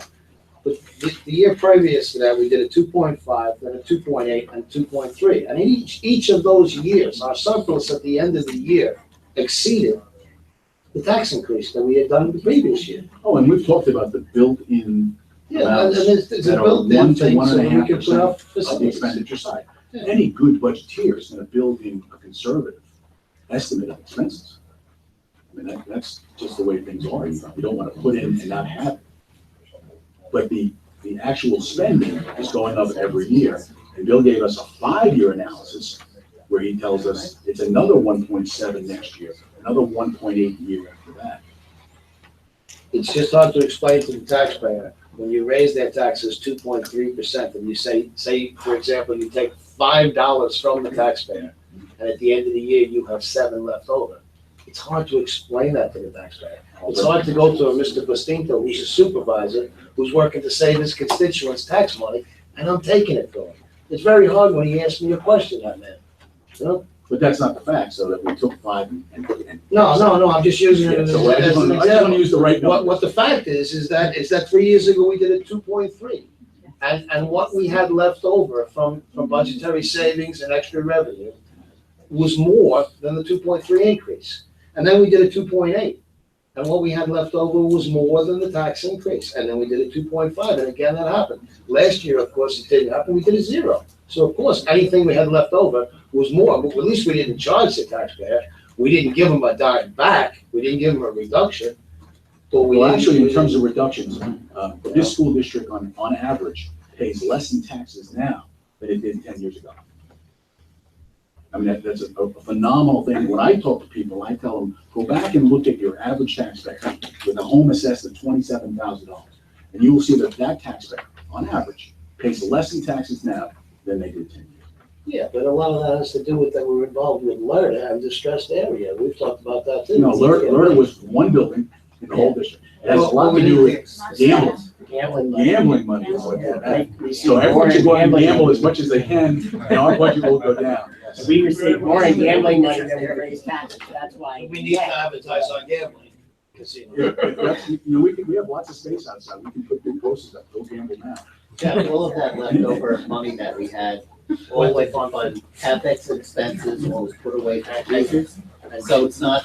John, I understand that, but, and that came out in the workshop meeting where we had, what John said, that's where we fund our facilities from.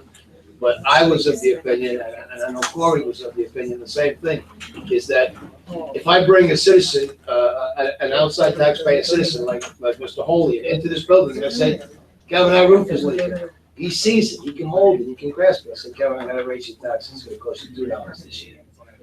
You know, that's something we can save. So I do understand that extra money that we saved, we weren't robbing it, we were using it for facilities. I'm just saying we need to tell people up front and just reverse our policy on how we go about doing it. But when I talk to folks, the first thing I tell them is, do you understand what's going on with the pension system in Pennsylvania?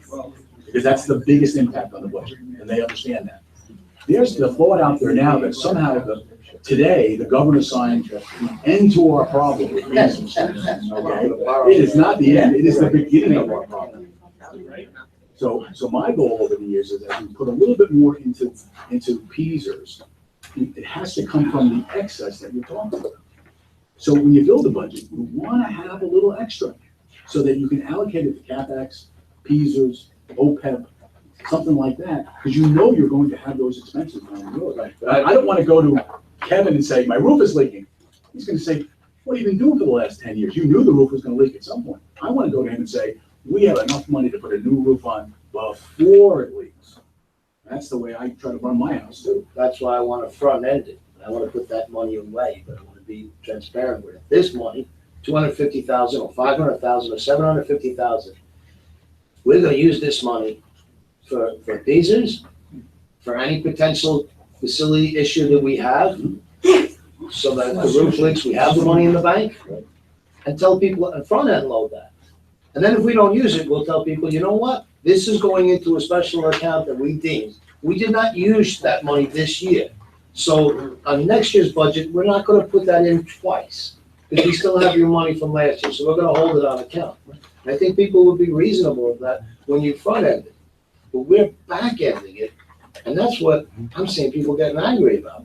If you guys just want to give us the direction to pinch expenses 85,000, we'll figure out how to do it. It might be 5 here, 2 here, 3 there, and we can, if you want to give us that authority, for the sake of sanity here, at 10:30, we will do that. We'll get together with our principals and directors, and we'll figure out how to come up with 85,000 with expenditure reductions. We could spread that out, of course, over a course of a multitude of. If we go over Jack's 10 over 20 line items, was it? We might be able to get down to 0. I'm kidding. Go for it. I'm kidding. Go for it. I was thinking for the sake of time, if you wanted to. I have no clients tomorrow morning, I can stay here till 2. We would take John's care got of an obligation tomorrow, not me. We would take that, we'll trim 85 around the periphery, we'll trim the bushes and they'll still look pretty. If that's what you want us to do. That's assuming we still got the votes. Yeah, let's make sure we have a vote. Oh, yeah, We don't yeah. wanna- we don't But I'm wanna- saying before they vote, they need to know what we're They doing. should come back and want another 100, Right. So right, let's- Jack? Dr. Christian, you won't even have the bush longer. Forget about trimming it, Jack, ripping that thing up by the My roots. suggestion is 2.99, but I'm trying to compromise the folks. That's all. All right, so. Mine is 0, so come between 2.99 and 0. 1.85. 1.86. We have a motion and a second on the floor? Yes. Yeah, we were, yeah, we At amended 1.86. it. At But Jack, 1.86. I just want Jack, we are between 2.99 and 0. We're not exactly between, Yeah. but we're It's between. kind of like that exact. Oh, you- oh, Can I make a motion to move the question, please? Yes, thank you. Okay. All right, so let's do the. We're all ready? The 1.86. What is it? Mixing you up again, Fred, Mixing us up. Chuck Fight, No. Corey Holman, No. John Robleski, Yes. Jessica Decker, No, Jack O'Leary, No. Brian Carson, No, Dawn Bouquet, Yes. Jack Fisher, No, Pam Lutfi, Yes. 3 yes, 6 no, motion failed. can I make a motion that we revisit the original proposal for 2.05? Call question? I don't know what you're saying. I'll second it. That's I'll second easier. it. Moved and seconded. Call question? So it's for 2.05. Go ahead, second. We did. We did. Okay, it. John Robleski, Chuck Pike, Yes. Corey Holman, John Robleski, Yes. Jessica Decker, no, Jack O'Leary, No. Brian Carson, Yes, Dawn Bouquet. No. Jack Fisher, no. Pam Lutfi, Yes. 4 yes, 5 no, motion fails. So I would like to put back the 125,000 in the budgetary reserve, and then I'll be in this. Whatever that number was. What would that bring the increase to? I just asked Bill. Okay. Maybe I can wait. Is that the one?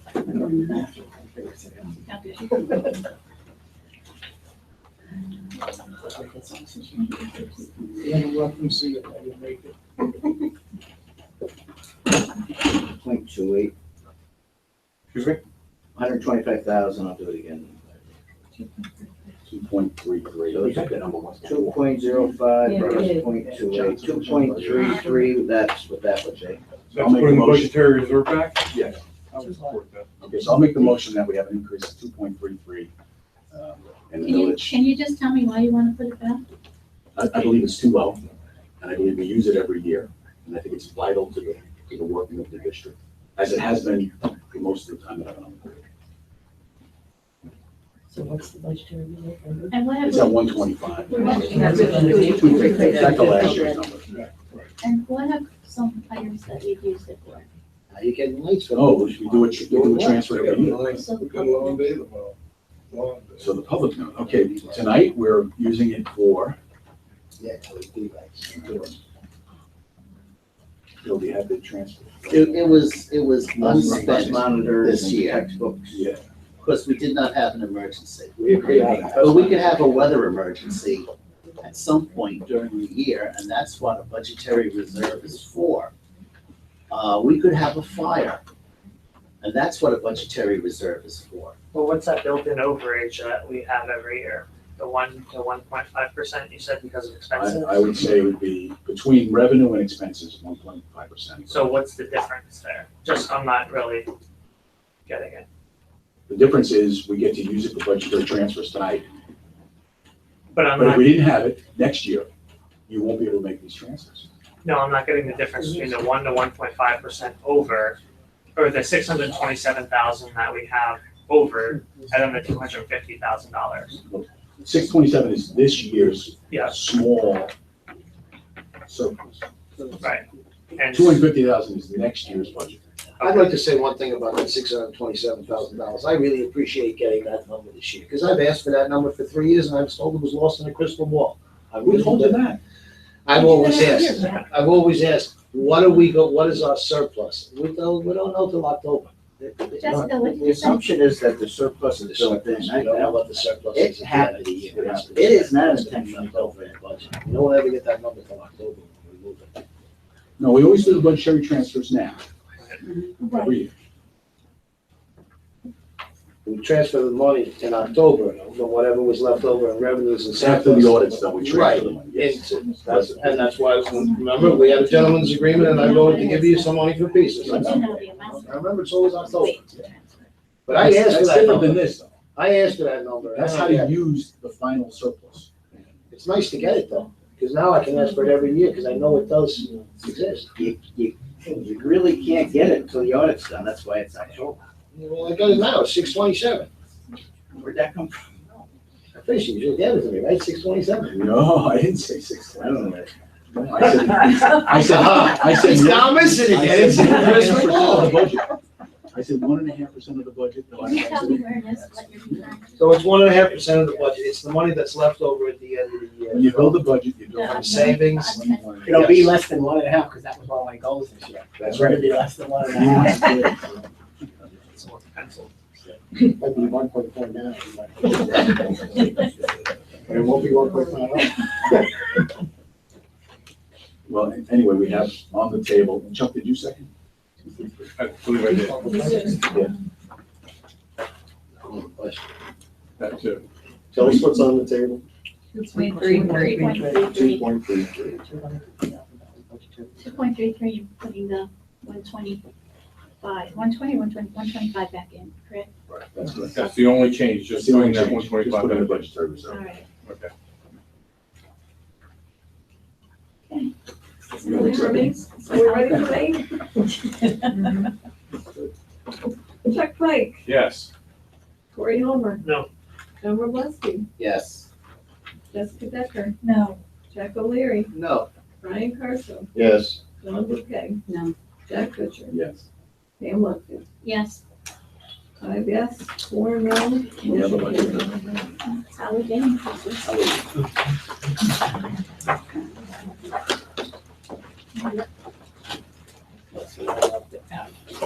Yeah. Try 9F. We can't go all the way through the 9s without an exact section. We can get all the way up through N. We can't do O, we gotta do exec before we do O and P. The ones that are, the 2 that are in red. And then we gotta go back to 8. And then we gotta go back to Okay, 8. exactly. All right, so we are on N. May I have a motion to approve the 2016-2017 budgetary transfers? Motion? John Second. and Chuck, any discussion? Are we, Jessica? I'm sorry. No. We're in discussion. Oh, no, never mind. It's different than last week. Okay. All those in favor say aye. Aye. Any opposed? Opposed. Hearing only one objection, the motion carries. May I have a motion to approve type A school lunch cost for the 2017-2018 school year at the same rates as 2016-2017? On motion? Second. John and Brian? Any discussion? How long has it been since we had raised? A couple of years. Wasn't it your own Phil Greenwell was president? Will that be more than a couple? No, I think it was after Was it that. after that? Yeah, because I think it went up, it was $1.85 for a while, and we went up to $2. Yeah. So And the thought of the I've been amendment, on the board since we've increased it. yeah, and the discussion with keeping it the same was to see what the new consortium is gonna do in this next year. We may find a good Yeah. savings, we may not, so it doesn't make sense to raise it. All those in favor say aye. Any opposed? Hearing no objections, the motion carries. May I have a motion to approve the, yeah, okay, it's the school breakfast, sorry, I thought it was repeat. Program for the school breakfast program for the 2017-18 school year at the same rates as the 2016-17. Motion? Second. Any discussion? Just so, do you want those, numbers or you'll get them afterwards? Do you have one on your agenda to bring? You have that? Yeah. You have it, okay, all right. All those in favor say aye. Aye. Any opposed? Hearing no objections, the motion carries. May I now have a motion to approve the student handbooks? Motion. Second. Further discussion? Any discussion? I have just a couple of questions on the elementary because honestly, that's the only one that I had the opportunity to read. I just have questions for, there's a couple of new things. One is if an item doesn't fit in your backpack, you can't bring it. Loss of outside the classroom activities for behaviors and whatnot, and then also fidget spinners. I'm assuming, and granted, I know why you're banning those, but I would assume all of those items for a child who has an IEP or a 504, those are not going to apply to them if an accommodation that would be outside of one of these new regulations or rules or whatever you want to call them. Do you understand what I'm saying? So if you had a child who needs to do this to get all his work done, and the fidget spinner, the IEP team decides is the best thing for him to do, does he get the fidget spinner? I'm trying to figure out if they've got their favorite stuffed animal that doesn't fit in the little backpack, but bringing that favorite stuffed animal to school every day. Ladies, when the IEP trump the handbook? That's what I just want to make sure. Yeah, Thanks. I would say certainly in the case of a stuffed animal that eased a student, I think probably if fidgets themselves were deemed to be inappropriate, we would look for more appropriate tools Something to, else that they could yes. but manipulate and occupy, right? Knives. Those spinners and those spinners and those cubes, they were originally advertised on autism websites and things like that. Yeah, I know, but there's no studies on it. There's really no studies on them. They work for some kids and they don't for others. Some of them, it's a bigger distraction. And if you really look into it and read it, there's really no studies to say this helps a child. I would just, and I don't know if it's necessary, and maybe the cubes aren't an issue, but I know there's the fidget cubes also. So I think if you limit it to just the spinners. Well, I think it also, I mean, we listed it specifically because it's become an issue. However, if there's a general toys, no toys are allowed. So I think all of those things would fall under the toy category. But we listed fidget spinners specifically because it's become a major issue. We used to have, at one point, we had to do that with wheelie sneakers, wheels on them, and the light up sneakers, and so we go through these fads. They had light up sneakers? When I went to school, they had a straight. Oh, yeah, that's not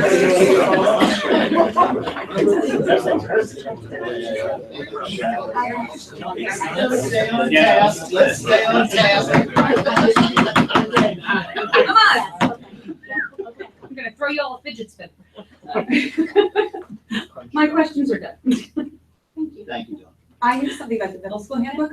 Under the homework policy, the homework hotline, teacher email web pages and or similar media, digital media tools may be utilized as avenues to disseminate homework. So is that just for assignments, or is that actually their homework would be to go onto a website to complete something? We always tell the teachers that they cannot assume everyone has internet access. Right. So I'm thinking, and Pete, maybe. Homework hotline is still in the policy where it should be updated daily, so otherwise an alternative is put on the table, and I'm not aware of one doing that, but teachers do utilize other means to convey assignments. the assignments. Like your own website, but So it's probably grown in comprehensive ability to help kids. I just want to make sure that that's, when you say disseminate homework, that it isn't, the actual homework assignment has to be done on the internet, like on a computer that night. So you know, like that there's going to be an alternate means for them to print it out for that student. Do you know what I mean? If they know that they don't have access to a computer for the night. And even if they have a computer at home, like, you know, there's times that, hey, I'm going to grandma's house and grandma doesn't have a computer tonight. So as long as that's just getting the assignments to the kids, and the homework hotline will still be utilized, that was my biggest. So, thank you. I only had one tiny one in the middle school handbook, and that was the definition of disrespect. I don't know if you wanted to elaborate. It's up, of course, up to the administration, but leaving it just vague as disrespect and then listing offenses under it. that might be taking that. It wasn't disrespectful, this, I don't know. So just putting that out there for administration. Yeah, we generally see the referral based on what the teachers encounter, or like myself, if I felt the counter was inappropriate. Yeah. But more often, the teachers are writing the referrals, and then Mr. McElroy will work in conjunction with the teacher to have a conversation. It's not elaborated, and then he'll make the determination. I was just worried if somebody were to fight the referral for saying it wasn't disrespect or it was rather something else, that it might protect you to have a little background in the definition or something, but it's up to you, so. The good news is we get to make the call, Right, you know, so that's where it helps. okay. And sometimes you'll see too that, they'll say that they violated DB number, which one's The respectful DB5. too? Yeah, the DB5. You know, the responsible and respectful will say, look, they violated DB number 2. It's about being respectful, or, you know, that kind of thing. The line that you put in about the filming for teachers filming themselves was very clear. I thought that was, and I'm assuming it's in all three of them, but Right. it was very clear. And we're all set with the principals, they'll put it on the letter and everything. Yeah, so well, and it's out there, so they at least now They can should see it more know than one that spot, hopefully. they can opt out, yeah. Thank you.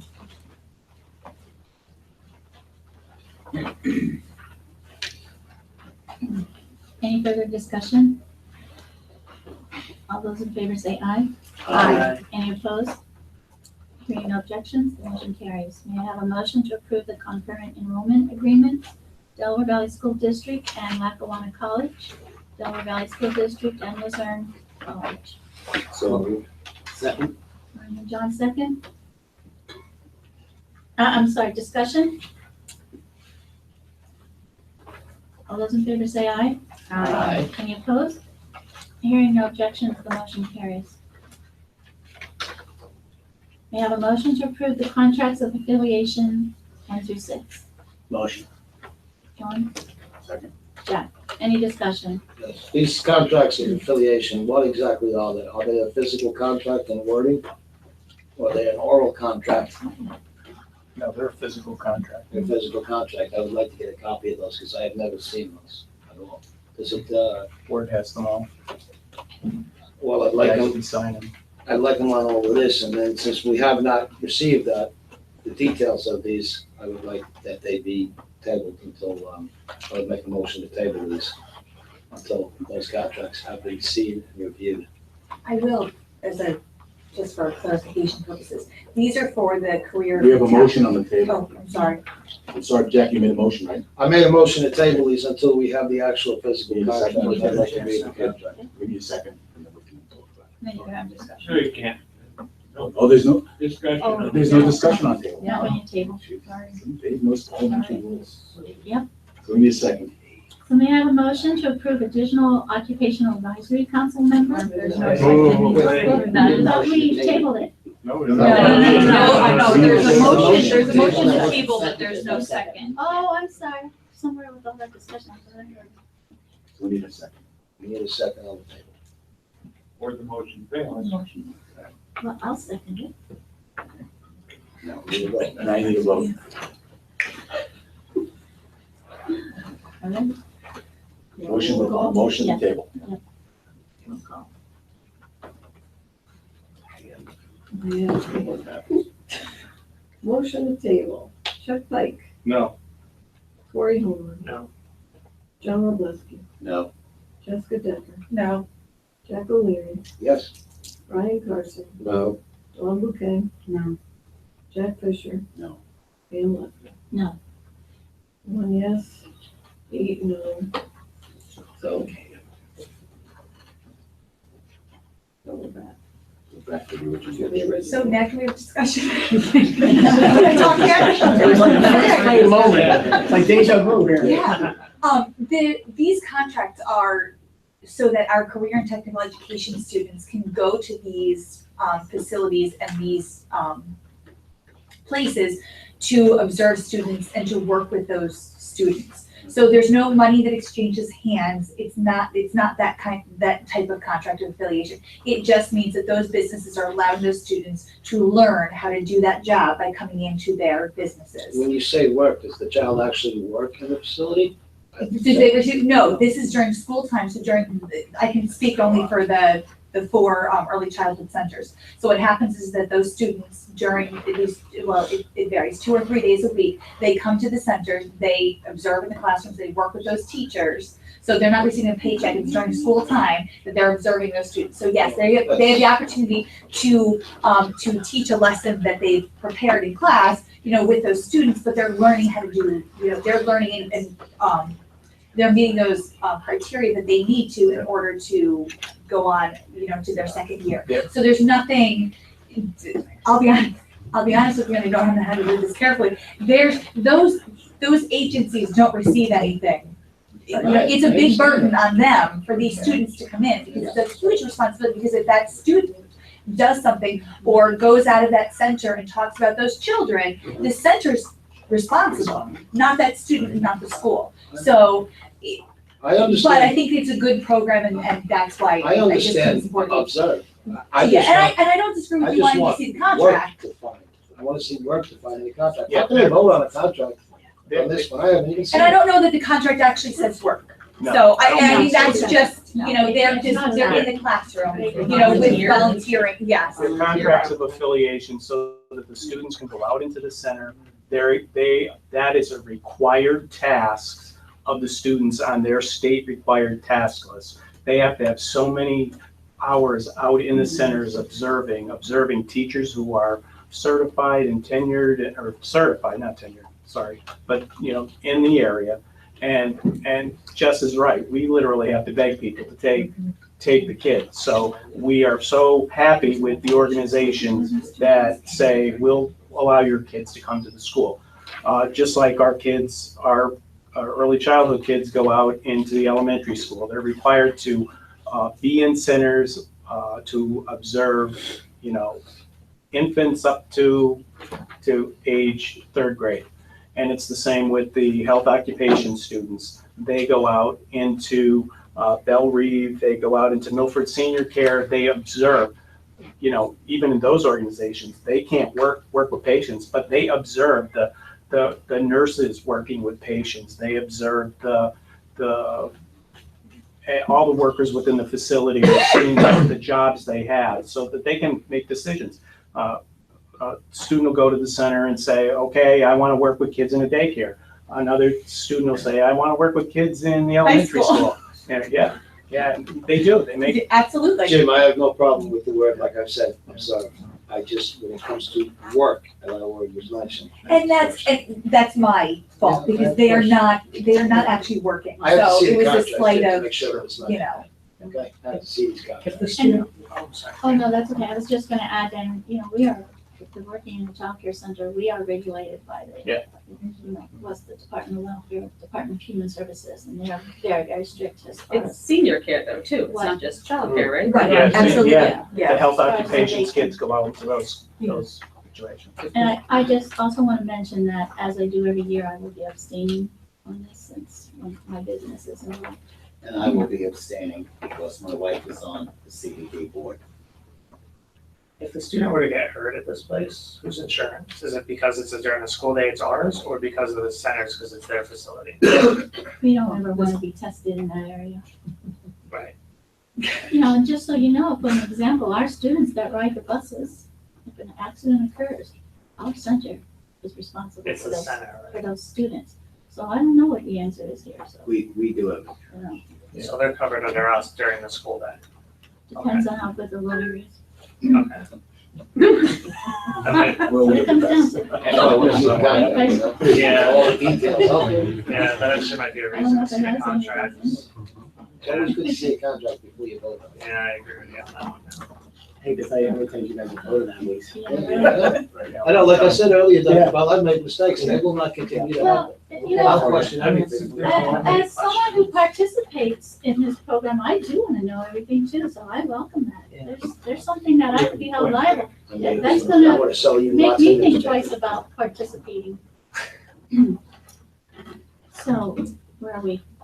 Was one of your Any children, further is there somebody discussion? you Okay. All those in favor say aye. I Opposed? abstain. Okay, I abstain. I'm saying no. I'm also opposed. 1 no, 3 abstentions. Well, no. I also oppose. I would like to actually see You it. might wanna do a roll Yeah. call just to make it clear. Good idea. 3 abstention, 2 no's, fails. Okay. Because then we have 4. Yes. Corey Holman. No. John Robleski. Abstain? Jessica Decker. Abstain. Jack O'Leary. No. Brian Carson. Yes. Dawn Bouquet. Yes. Jack Fisher. Yes. Dan Leffer. Abstain. And do we have to give a reason for the abstention? 4 yes. What was it? Actually, now put it in You do writing. not have to put it in You gotta writing. put it in writing for Yes. your abstention now, yeah. It has to be submitted before you do it. Well, we could always do them line item 1 by 1. one by one, and that would change Yeah. the extensions. So you can make a motion for K1, and then K2, K3. Well, I think if you're gonna, Or if you wanna just hold them over and and you're have the gonna look at all contract review in the contracts, right? next. You're not gonna do one and not the other, I hope. So if you're gonna look at all contracts.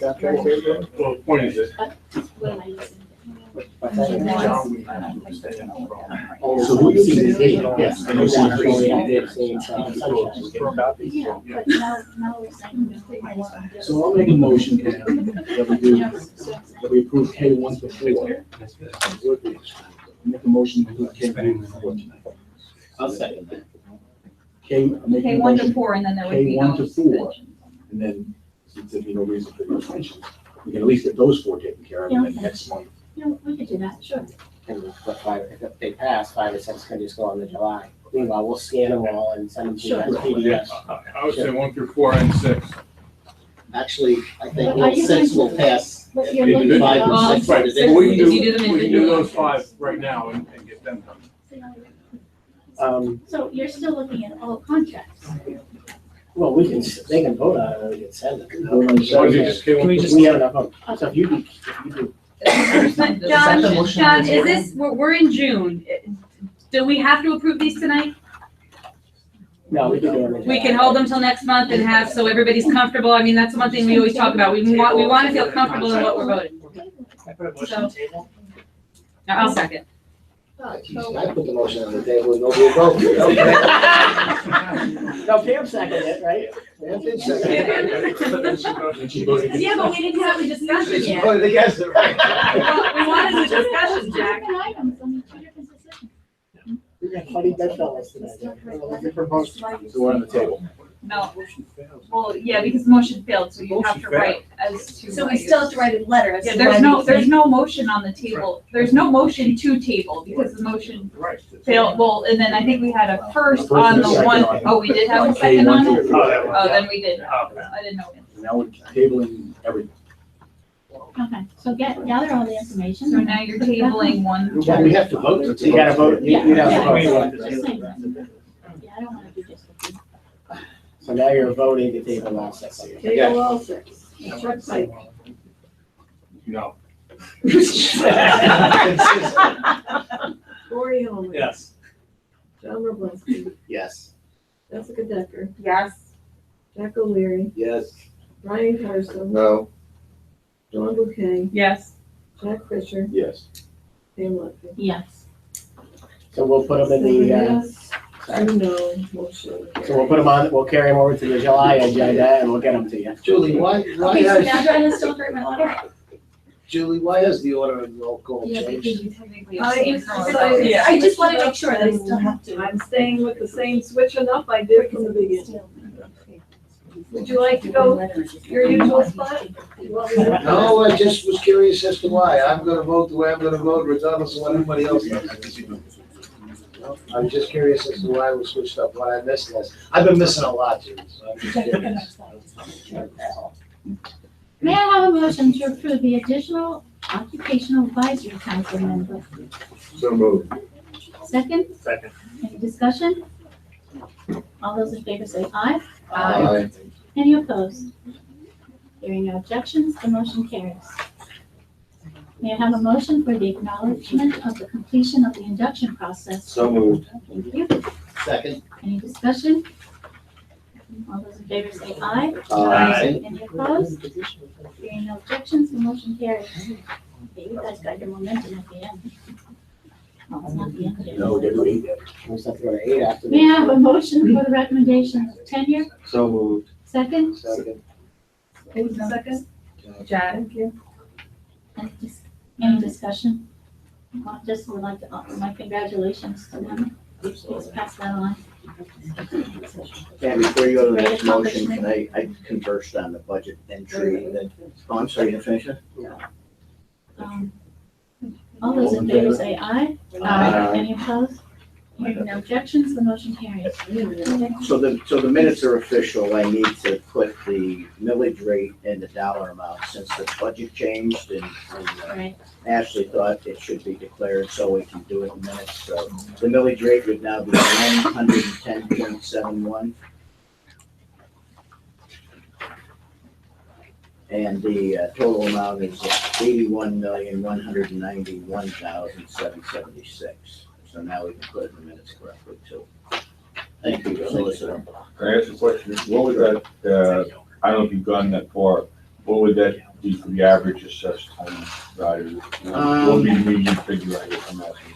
Yeah, just give me a second, I'll tell you. And I know, I believe it was 80. Let them move on. I'm sorry. I think it was like $60 a month. Yeah, I'm sorry, I think it was It was $60. five, so now I think it's probably up to about six. He'll do that while Oh, we he's doing, progress. okay. Yeah. Yeah, shouldn't, yeah, okay. We actually have to Okay, go. may I have a motion for the expulsion of? No, Uh, we have to go into executive session.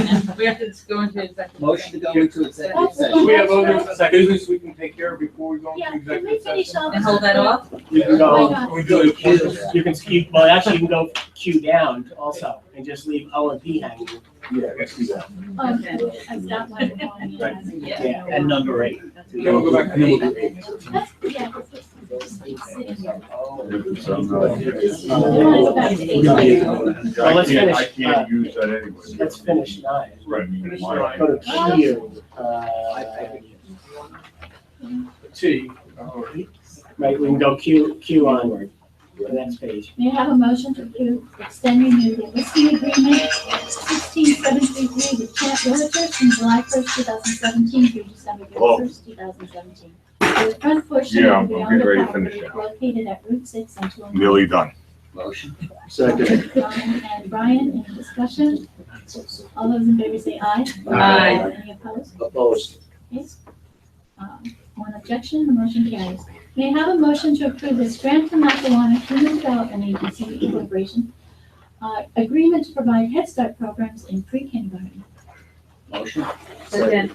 John and Dawn, any discussion? All those in favor say aye. Aye. Any opposed? Hearing no objections, the motion carries. May I have a motion for approval of Ashley Spears to complete her administrative internship for the University of Scranton from June 1st, 2017 through September 17th, 2017. Motion. Corey? Second. And Brian, any discussion? All those in favor say aye. Aye. Hearing no objections, the motion carries. May I have a motion to approve the following board policies: 246, student wellness, and 918, Title I, parent involvement. Motion. Brian Second. and Chuck, any discussion? All those in favor say aye. Aye. Any opposed? No. Excuse me? I said no. I'm a no as well on that. I feel like the student wellness policy is overreaching. That's why I'm a no. Do you want to table it for further discussion with everybody? No. No? We have to. Wasn't it primarily PSBA? It's all PSBA language, right? So, All yeah. right. And we assume we'll be bringing it back anyway. Okay. Right, yeah. We are not governed here by PSBA whatsoever. No, but I think. But it's related. We have to have that policy. Okay, So so, it's not PSBA that requires that we have it. Right, it's the state. That's, yes, the state, It's state still language. PSB will be. It's based on the state model. So hearing two objections, the motion carries. Just as a reminder, there's a review of board policy 823, which is the suicide awareness, prevention, and response. And we go at 8. 8. Okay, we're going back to items for approval. May I have a motion to approve additional volunteers? Yeah, we did that. The We're real fine. The real 8. So we're Personnel. To approve all personnel items. We do them all together. It's really nine. It's labeled in type, it's 8. Item, Resignation and these requests. Excuse me for 1 minute. I apologize, but there you go. You crossed it out, I wrote down. Yes.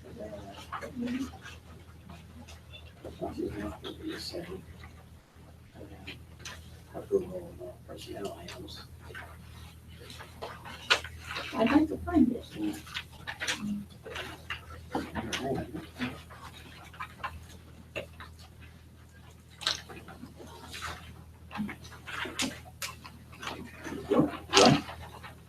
Thank you.